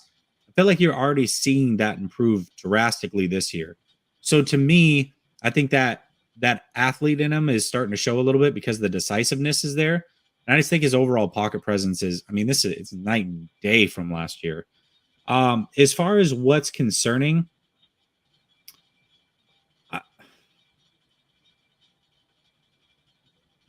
I guess I'll just go off of this game, and I don't know if it's weather related or it's him. Some of those quote unquote Jimmy Gimmies, I know Grant called them Jimmy Gimmies, just quick little dump offs. We did see him do it in the final preseason game. Today he was not accurate on some of those, but I don't know if that's him or if that's weather. I don't know. Let's see it next week, and if it continues, then I would say that would be my biggest concern with him. I mean, he seemed, and I think Grant talked about this too. He seemed more accurate deeper than within 10 yards to me, because he had a throw. I mean, he's comfortable in those. Yeah. Mm-hmm. Yeah, he had a throw to Jennings that he kind of threw behind him. I thought it was Jennings was open enough to catch that one. I know what play you're talking about. I'll have to watch the all-22, but what I gather from that play is he had pressure from the backside. He went to step up, and as he's stepping up to gather himself, he starts to get pressure from the front. So he's like he's stepping around this pressure, he gets pressure from the front, and so he just kind of like short arm flips it in between two defenders. That's a tough throw to make, man. I don't know. Maybe it should have been completed. Maybe I'll think differently, but that's if it's the play that I'm thinking of, that to me is like, that's a tough one. But maybe I'm wrong. Yeah, and also thinking about Seattle next week. I mean, I know it's Seattle and they just lost Russell Wilson, but it's still a division game. I'm not taking them lightly. For sure. They're going to come to play. They still have really two really good receivers that can burn us at any given time, especially DK. DK and Tyler Lockett always seems to shake our back. We're going to really need Jimmy Ward for that one. I don't know if he's going to be back. Elijah Mitchell he's out for 4 games. Yeah, Elijah Mitchell ain't playing next game probably, and Kittle ain't back either. I don't know what's going on with that knee, but missing Mitchell, Kittle, and Jimmy Ward it's not going to be easy, right? I'm hoping Jordan Mason can step up because I heard good things about him in the preseason, but that's still preseason, man. For sure, we haven't seen him do anything yet, and TDP was a healthy scratch. That was your 3rd round pick, so So I'm really hoping that we take this game very seriously and we play with a little desperation, because I know it's one game, but this is the NFL. Every week should be desperation mode for every team. Oh, listen, this is a must-win game. It just is, because if you start out 0-2 in games that you should have won, and then you go into Denver, and then you have the defending Super Bowl champs, like, this is a must-win game. It just is. Like, they have to win this game. So if they don't win this game, I'm hard-pressed to think they make the playoffs. So we'll see. I think they'll win it. I think they'll be okay. But it is a must-win game, no doubt about that. There is no ifs, ands, or buts. So, all right, man. Appreciate it. Good seeing you. All right, brother. Have a good one. Thanks for calling in, man. You too. All right, later. Goal line. Yeah, what's up, man? Yeah, no problem. Phone lines are always open to you. Holden, I'm coming to you. Matt says the only truly concerning thing is that this team still doesn't know how to close people out. That's still on Kyle, and that's holding him back. There's something to that. I don't know. We'll see. We'll see if that continues to linger. And Flav says, for the record, I thought there was a lot of good from Trey. Early in the game, I remember you were saying, hey, this play was good. I don't think that you're completely biased. I just think that we see the game very differently. Better than I expected in some areas. I just think that he's not better than Jimmy. Okay, let's agree on that. Let's say he's not. Again, I don't know how you come to that conclusion in a rain game. You go look at the rain games that Jimmy had. Wasn't so hot. But let's agree on that for a second. Let's say you're right. He's not as good as Jimmy. How far off of Jimmy is he? Is Jimmy leaps and bounds better? I mean, it's a rhetorical question. Obviously, you can't answer. I can't imagine that you're saying yes and taking this seriously.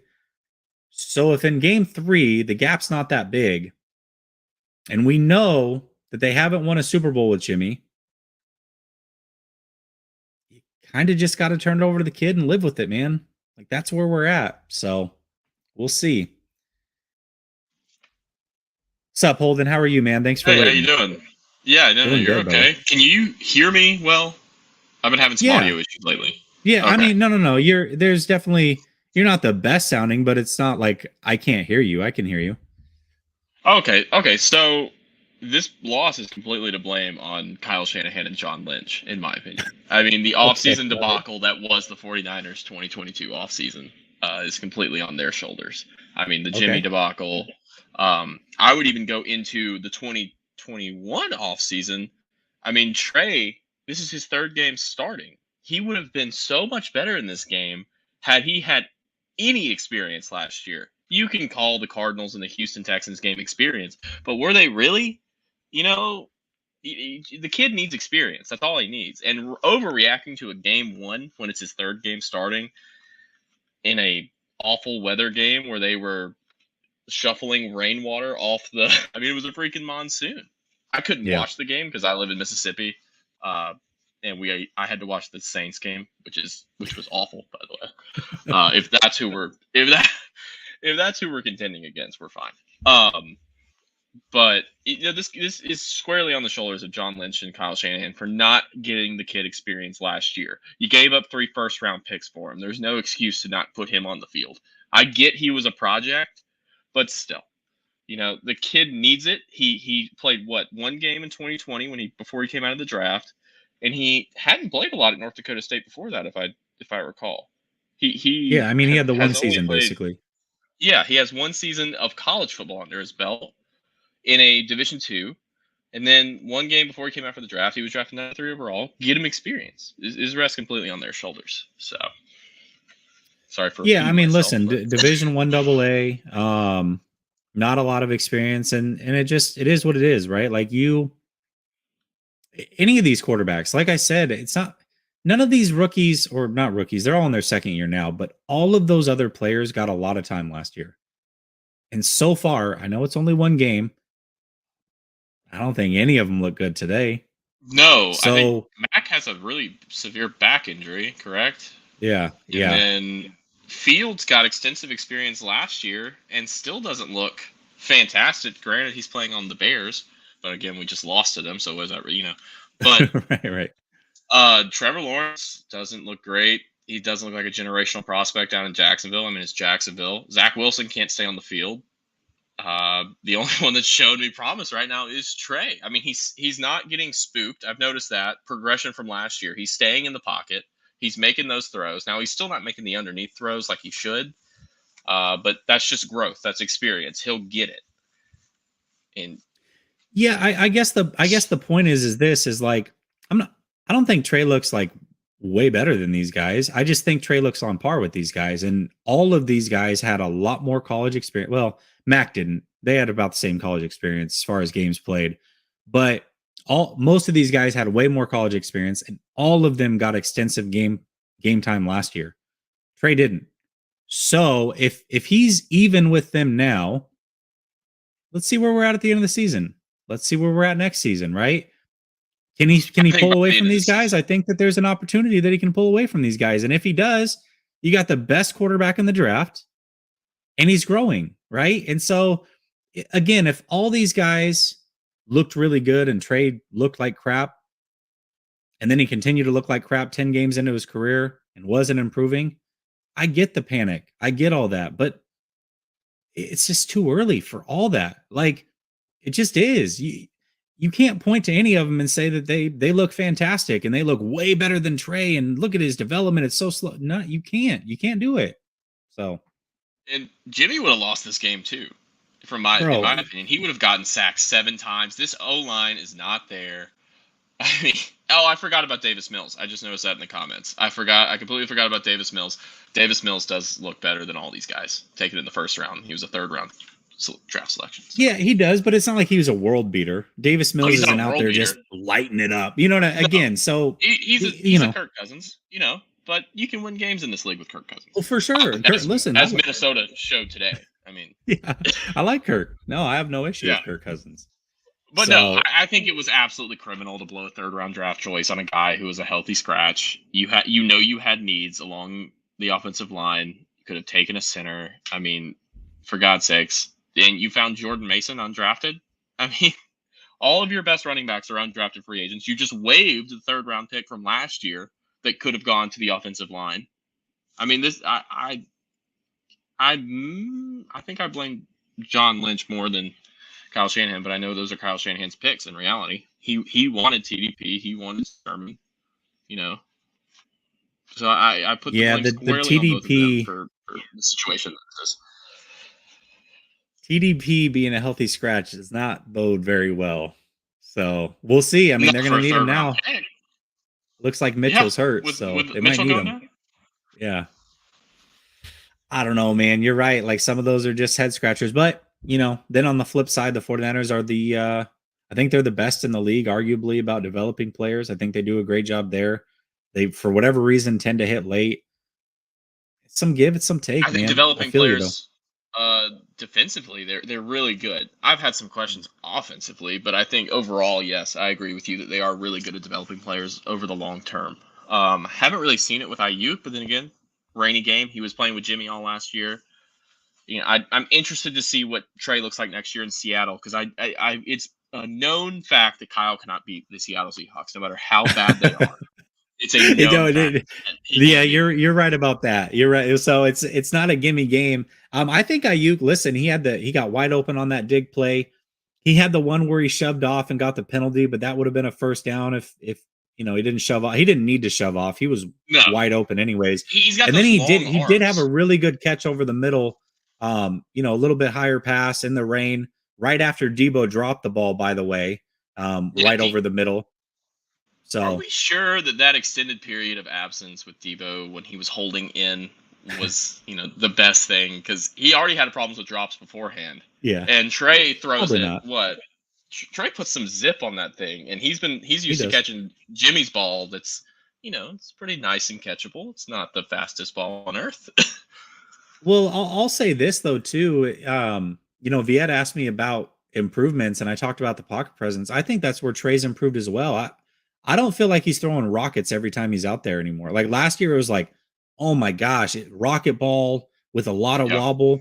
I didn't see a lot of wobble on the ball today. I didn't see him just trying to drill it in there through people's chests. Felt like he can throw with touch now. Like, again, this is after 3 starts. We're seeing this improvement, right? Yes. And so progression after 3 starts is impressive in and of itself. Exactly. So to me, there's a lot more you can focus on and say these things are improving. It's not like he's stagnant and we're 10 starts in. That is not the case. He's improving. Every game he's improving in little things. He's not throwing bad picks. Like Burrow threw some bad picks today. I watched that entire game. Some of those I was looking at, I was like, what did you not see? It was like a Jimmy pick. Did you not see the linebacker? Did you? Yeah. I mean, I'll say that pick he threw was pretty bad because he stared down the receiver. He thought he had Jennings. That was not a good pick, but he's not throwing multiple, right? Yeah, but he learned from it. That's the thing. He didn't throw another pick. He had one pick today. He didn't. Yeah, he didn't throw another pick after that. No, and I don't think you're not going to see a lot of Debo I don't think Trey's going to be just feeding Debo all the time, because Trey is really good at those those long, the deep routes. And Debo just has very short arms. There's a reason that Debo's great in the middle, or has to be in the middle primarily, or he's running the ball, because Debo has these really tiny arms. Cannot his catch you know what I radius mean? isn't the same. I feel it. No, he IU's doesn't have the same catch is radius. insane. It That was is. the one thing coming out of college that I noticed. I mean, his Yeah. arms are like, it's super long. yes. So And he I think can you're going to contort see a his lot body. more. He's got really good body control as well. Yeah, I want to see a lot more of him. I do too. I know it's one I do game. too. I want to We see. will. We'll see it. Yeah. He'll break I out hope this so. year. All right, Holden. Hey, thanks for I've been calling in, waiting 2 brother. Thanks years. for being patient. Jesse, 2 years. I know. No. All right, brother. You have a good one. Thanks, man. Later. All right, we're gonna go to John and then EMA Beats. We're gonna end it on EMA Beats. Let me get to this. I said second half adjustments. What were Trey's stats in the second half? Again, you talk about Fields looking so good when he started 4 of 11, 22 yards, and only completed one pass 2 yards downfield, and everything else was behind the line of scrimmage, and should have had 3 picks, right? He threw 1, should have been 3, could have been 3 easily. But when Trey, a majority of his passes came in the monsoon when it was dumping and we could barely see the players, he was 4 of 11 during the monsoon, 0 interceptions and 34 yards. So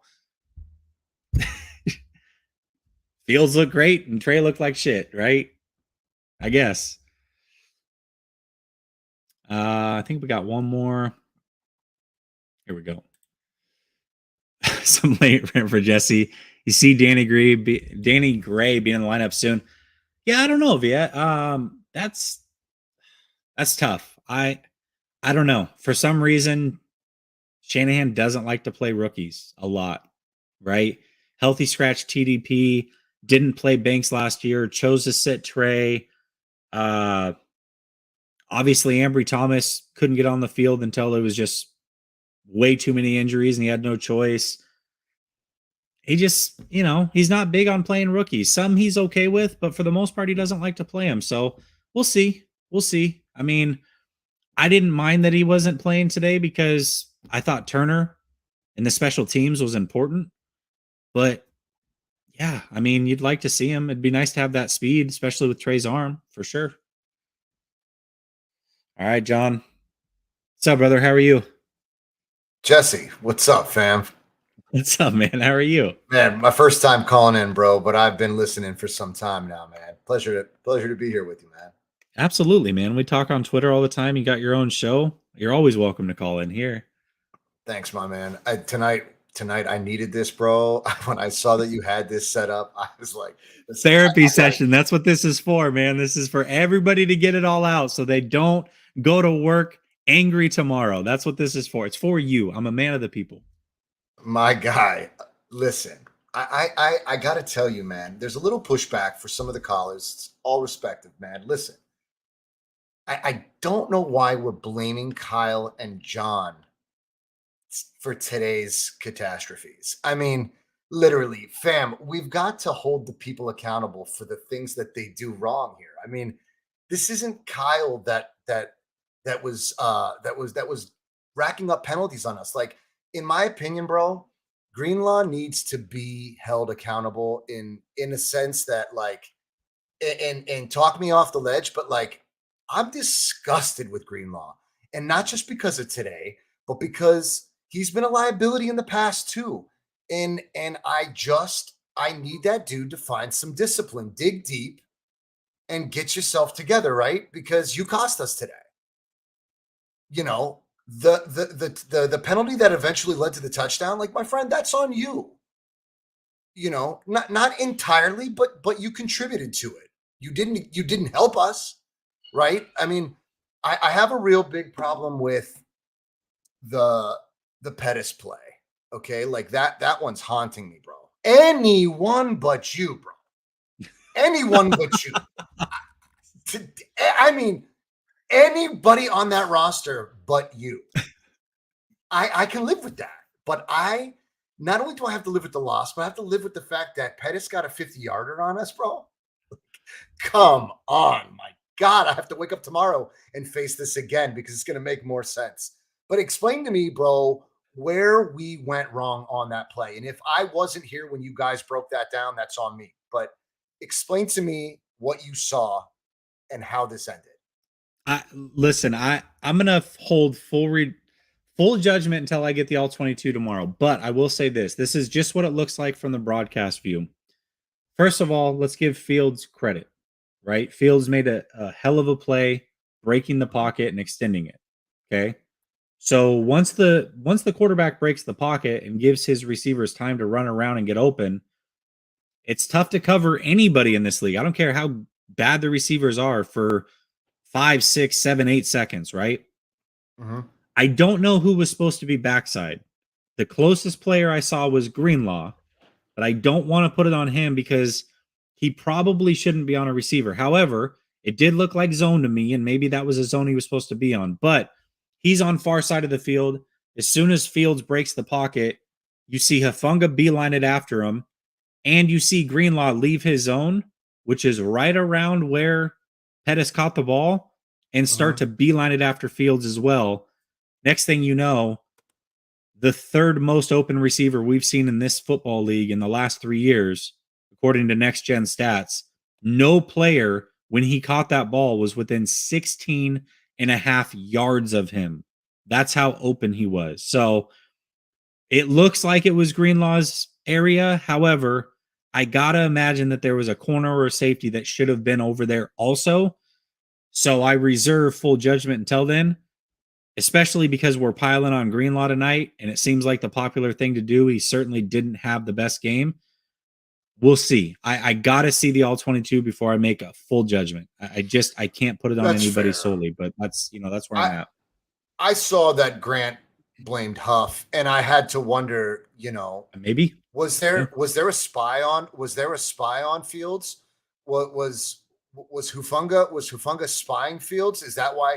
I mean, we just need to know why the shift entirely, right?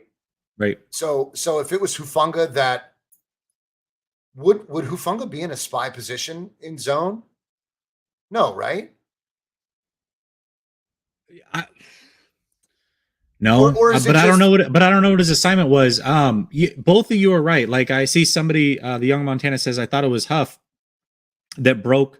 He did, but he was in front of Greenlaw. If I remember the play correctly, when that throw was made, Hufanga's already across the second hash, like closer to Fields, and Greenlaw is like 5 yards behind him, also chasing. They're both chasing after Fields at the same time.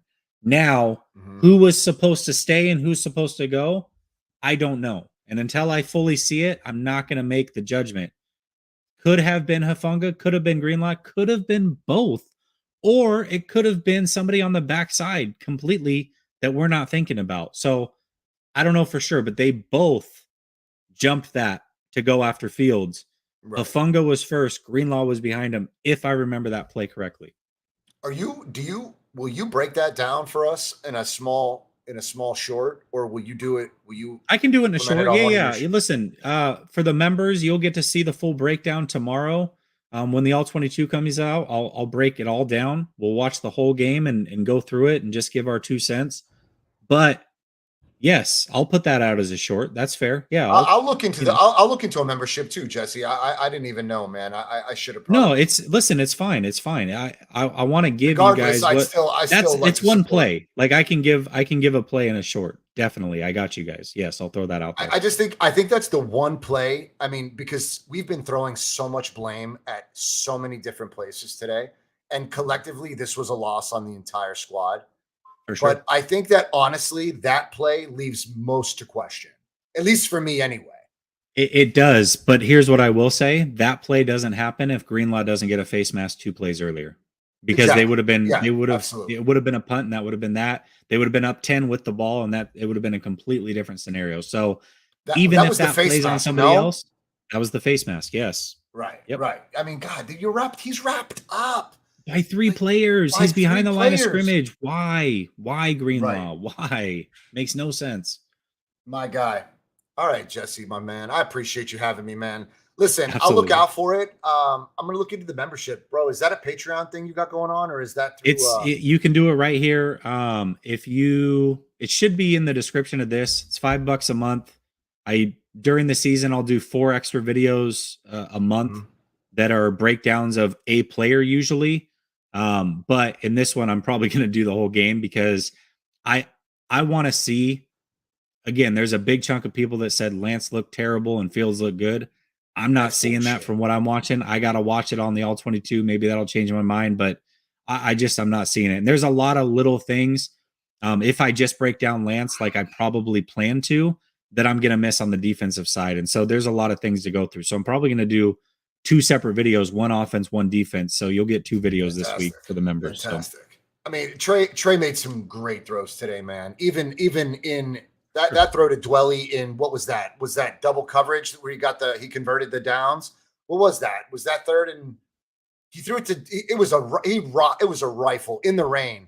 I noticed Kyle started making him throw when the rain started coming down, bro. I mean, we did need the yards and we needed to make up for it. But at that point, the game, they were down 2 scores. It turned into a monsoon, and you're trying to go win a game on a young player's right arm in the worst weather of the day. Like, it just wasn't going to happen, sure. For sure. So, my guy. All right, man. Right, brother. I appreciate you. Thanks, Jesse. Absolutely. I appreciate you too, John. Have a good one.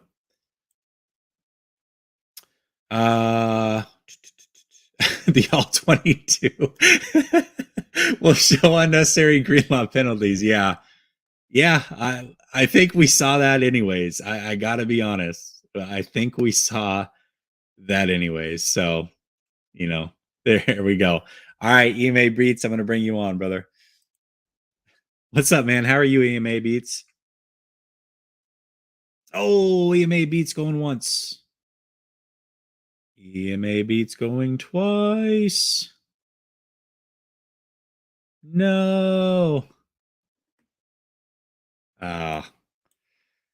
Ramilia. I know, brother. Listen, I went on Twitter and tried to be the voice of reason when you guys lost. I said, I said the Bills are the best team in the league. They have the best quarterback in the league. I did expect them to win that game. I didn't expect a blowout. That being said, I can't say that the Bills are the best team, Allen's the best quarterback, and then also say that the Rams are no good based off 1 game. I tried to be the voice of reason, man. I couldn't do it. All right, EMA Beats looks like he's off mute. Let me see if I can bring him back. What's up, brother? How are you? What up? Hey, Jess, I'm cool. How are you doing? I'm doing good, man. I'm doing good. How you been? Man, I didn't get a chance to catch the game because I had a lot of stuff going on, but I caught little bits and pieces of it and, just what I could. And, it's still, to me, comes down to just that unfair aspect of, expectations of Trey after one game. And, it's, they're trying to they're trying to create this dumpster fire. So-called Niner fans and, the media outlets and whatnot. But nobody was doing this shit to, Trevor Lawrence or, Zach Wilson or anybody else. They weren't doing this to any of the other rookie quarterbacks last year. Now they all got their belts, and Trey's finally getting, as a starting quarterback of the team. Beginning the season now, he's getting his feet wet, and it's just there's no room for error for him, but there is for everybody else. So I just think in that aspect, it's really it's unjust criticism. I think even within all of that, he still did really well. I'm hearing a lot about the passes that he made.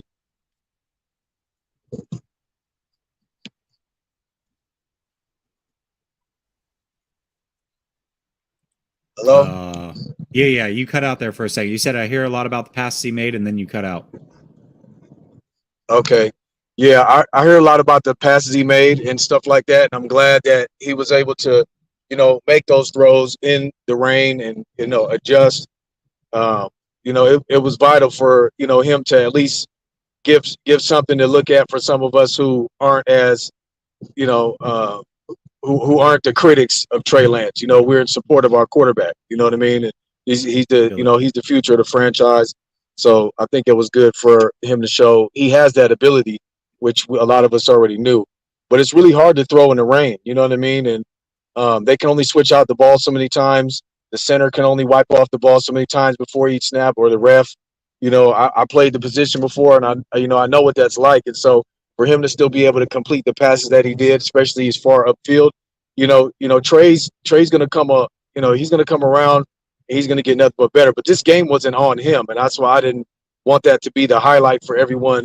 But that's gonna be the focus for the critics. You know what I mean? So 100%. there's so many other layers to this loss. Especially with Dre. With the miscues, there's some defensive line errors a bit. Elijah Mitchell getting hurt. Do we even know what's going on with Elijah? Not that Did I Kyle haven't. even report? Yeah, I got to be honest. I spent 3 hours watching the game, and watching it with whoever watched it with us on playback. Thank you to everybody that did that with us, by the way. And then afterwards, just spent time with my kids. I haven't even really looked into many other games too much. Or right before I came live, I rewatched the game just to make sure that I had things right the way that I remember it. But other than that, I don't know. I haven't watched a single interview. I heard that Trey Lance took a lot of accountability. I haven't watched, I didn't watch Grant and his stuff like I normally would. I didn't do any of that. So, I have no idea. Definitely didn't sound like Jimmy Garoppolo up there at the podium, and that's a good thing. Not a lot of. With the He didn't sound French. He didn't sound French. Yeah, man. No, I'm so damn tired of that. But it's a perfect setup for Trey. I think he's going to come back more hungry next week, and hopefully we get a dry game. Against Seattle. This will be important. The Bears are an NFC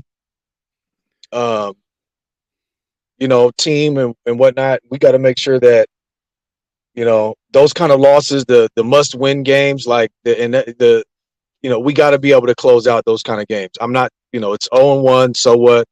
We didn't get blown out like the Rams did, or like the Patriots did today. Some other teams. But we did give up a game that we should have won. The Packers look like shit. So many people picked the Packers for the Super Bowl, and they look terrible. And I bet you those people that picked the Packers aren't moving off that pick after one game. You know what I mean? Like, it's just a game. I will say this. Seattle will probably lose to Denver, assuming that things go as chalk, which we know that they don't always. But if Seattle loses to Denver, everybody keeps saying all four teams are 0-1, which is true. However, the 49ers are the only one, to your point, that has a loss versus an NFC team. So they're kind of just off tiebreakers, a half game behind the others, even though they've only played one game as well, because they lost in conference, which for tiebreakers certainly can come back to bite you. So that's a good point by you. Yeah, man. It's just the simple games. I think we got to make sure that we close out on. I think Kyle could do a little bit better with the play calling. But there was some defensive, almost 100 yards in penalties. We can't do that in games with that kind of weather. The team with the most penalties is likely going to be the team to lose a lot of the time. So we just can't make it easier for the other team to win. They didn't just outright beat us or lay us down. We kind of it always feels like, it sounds redundant, but it always feels like we give games away versus us just getting our asses kicked and not having any response or any answer, or it not being a game we should be taking over. You know what I mean? I kind of hate that, that truth, I guess I'll say. No. Yeah. And like I said earlier, to me, like, this is the ultimate team loss. I don't think any one unit or player lost the game. Just like I don't necessarily think any one unit or player won the game, right? Like nobody came out and took this game. And to me, both teams, Flav says crazy that you put no value on actually winning the games. I absolutely do, but I've always said wins are not a quarterback stat. And I think today couldn't be more true than what I'm saying there. That holds very true. Yeah. Fields made the play, sure, but he got second and third chances because of penalties. Technically, he didn't make the play initially, and then he should have thrown a pick, but he didn't. and Trey's Yeah. was picked off. I mean, it's things go. It's just the way that it went. But to me, like both teams went into this game with the same game plan. Neither team wanted to throw the ball a ton. You saw that evident from Chicago because they didn't throw the ball a lot anyways. And they had multiple third down and mediums where they just ran the ball. They weren't even going to throw the ball. And it was like both teams were almost waiting for the other team to make a mistake. And unfortunately, most of those mistakes came from the 49ers. And then they lost, So it just, no one person won it, or excuse me, lost it, but no one person won it either. And that's where the issue is. When you have a team that has this many players that are that talented, you got to have somebody that wants to come out and can win the game and will win the game for you. And unfortunately, there was nobody on the 49ers side that I can point to that said, to say that they came out and did enough to win that game today. Nobody did, unfortunately. Yeah, man, you're right. It's kind of it's one of those things too. It's not like basketball. Like you could take over a basketball game because it's 5-on-5. One player can't take over a game. We've seen it done for many years in many situations. It's a little bit more difficult, I would say, in football. Though a single player, most of the time, it's on the offensive side of the ball, can make an amount, a certain amount of plays and do certain things that can be the leading, the driving force to win those games. It's just a little more difficult. Like, the line, if the line's not blocking and, the QB's, is getting the ball in all the right spots, but he's just not getting enough time, or, just certain different components and things that can take away from it. That's why, 11 on 11 is such an important, factor, that everyone on that side of the 11 is doing their job to the fullest, so that we can have success. So I'm just hoping that everybody's learning from everything. I know Trey is. I'm confident in him. It's people are already talking, oh, take him out, put Jimmy in, and all that other shit. It's kind of just, it's not fair to him. It's not fair to the team. You don't want to lose the momentum. You don't want your quarterback to lose confidence. And I seen Trey and Justin Fields kind of dap up after the game, and Trey kind of had his head down a little bit when him and Justin came together, and maybe he might have just been putting his ear there so he could talk to him or whatever. But I don't want Trey to get down on himself. He's a young guy, and it takes confidence, and you have to be able to take losses and accept things and move forward. And he sounds confident on the podium and stuff like that. I just wanted to, I want him to walk away that way as well, and come back, hungrier, more stronger, and just more ready, to take what's his. Yeah, I'm with you on that one. I think you said it beautifully. He'll be fine. Like he'll be fine. The team will be fine. I expect, again, it sucks, right? Because I keep getting the Justin Fields is so great and Lance is it, and so I'm going to defend what I saw, right? Like if it was true that Fields looked amazing and Trey didn't, I would tell you. But like, let's look at this objectively.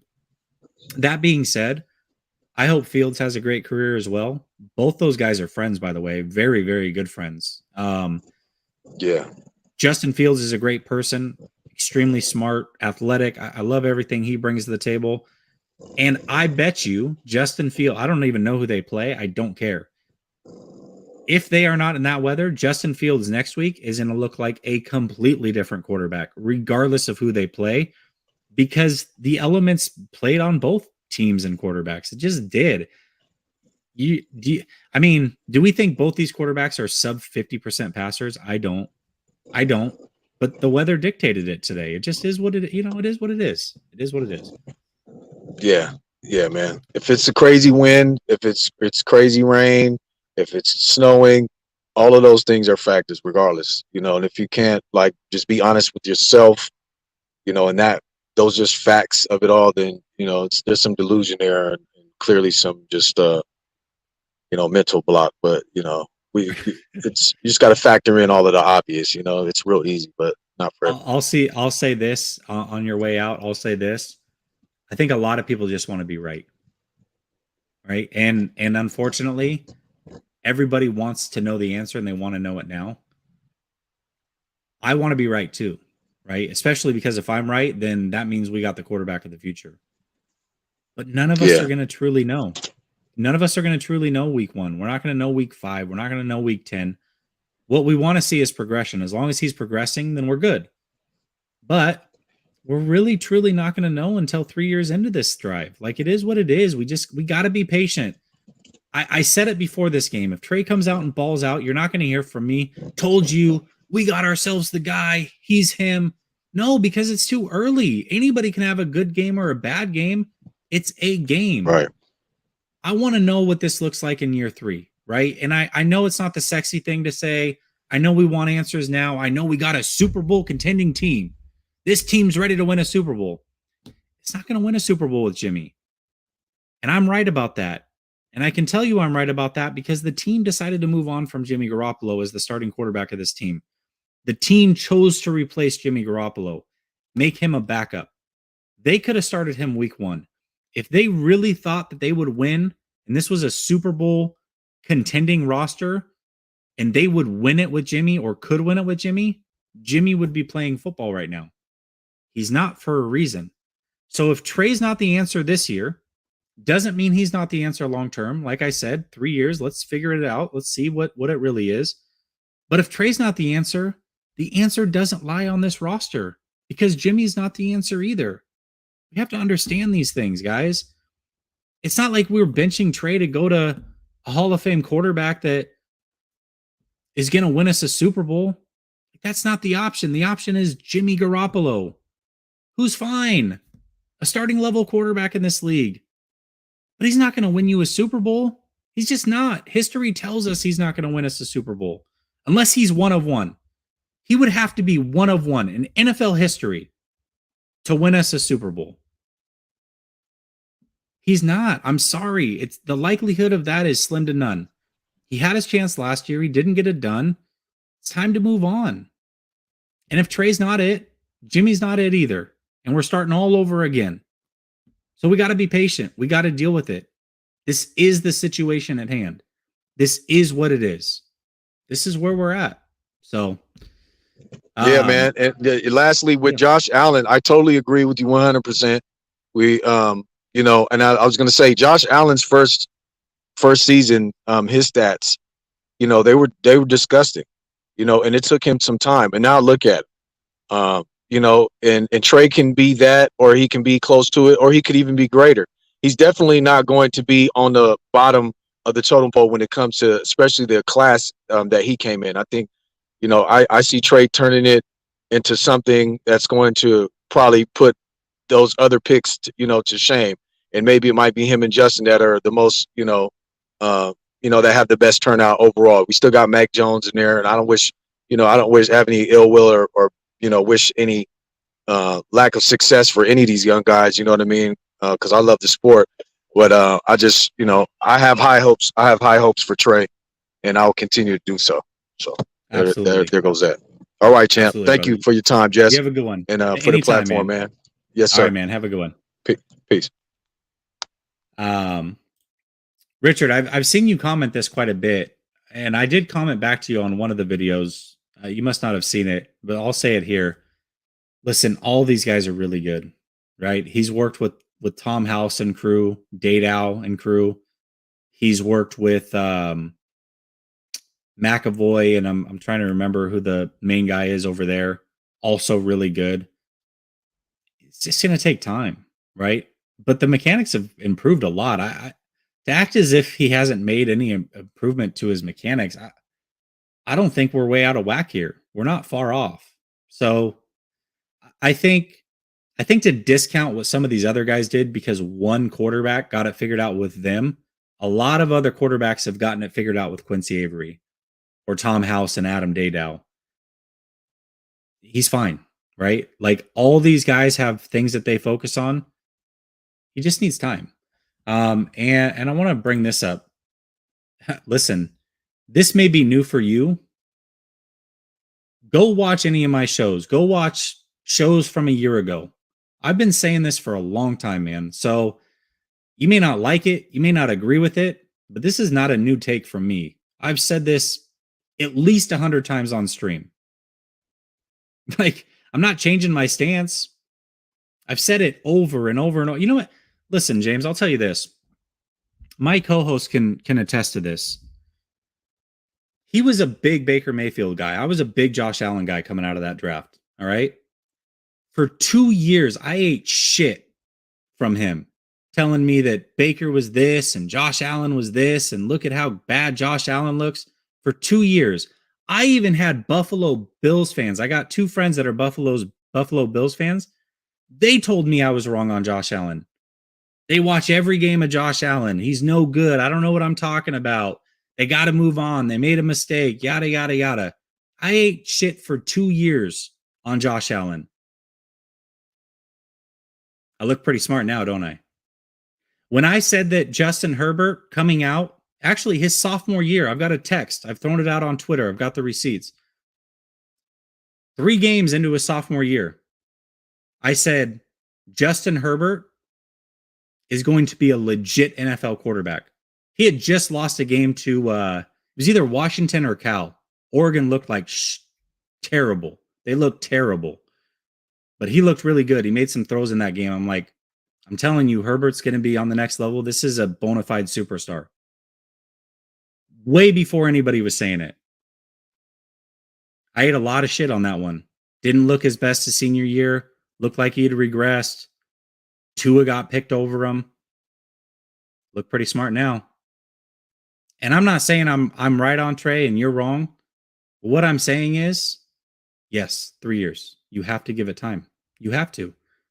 It is what it is. And the 49ers are not going to pull this kid after 1 loss. They're going to give him 3 years.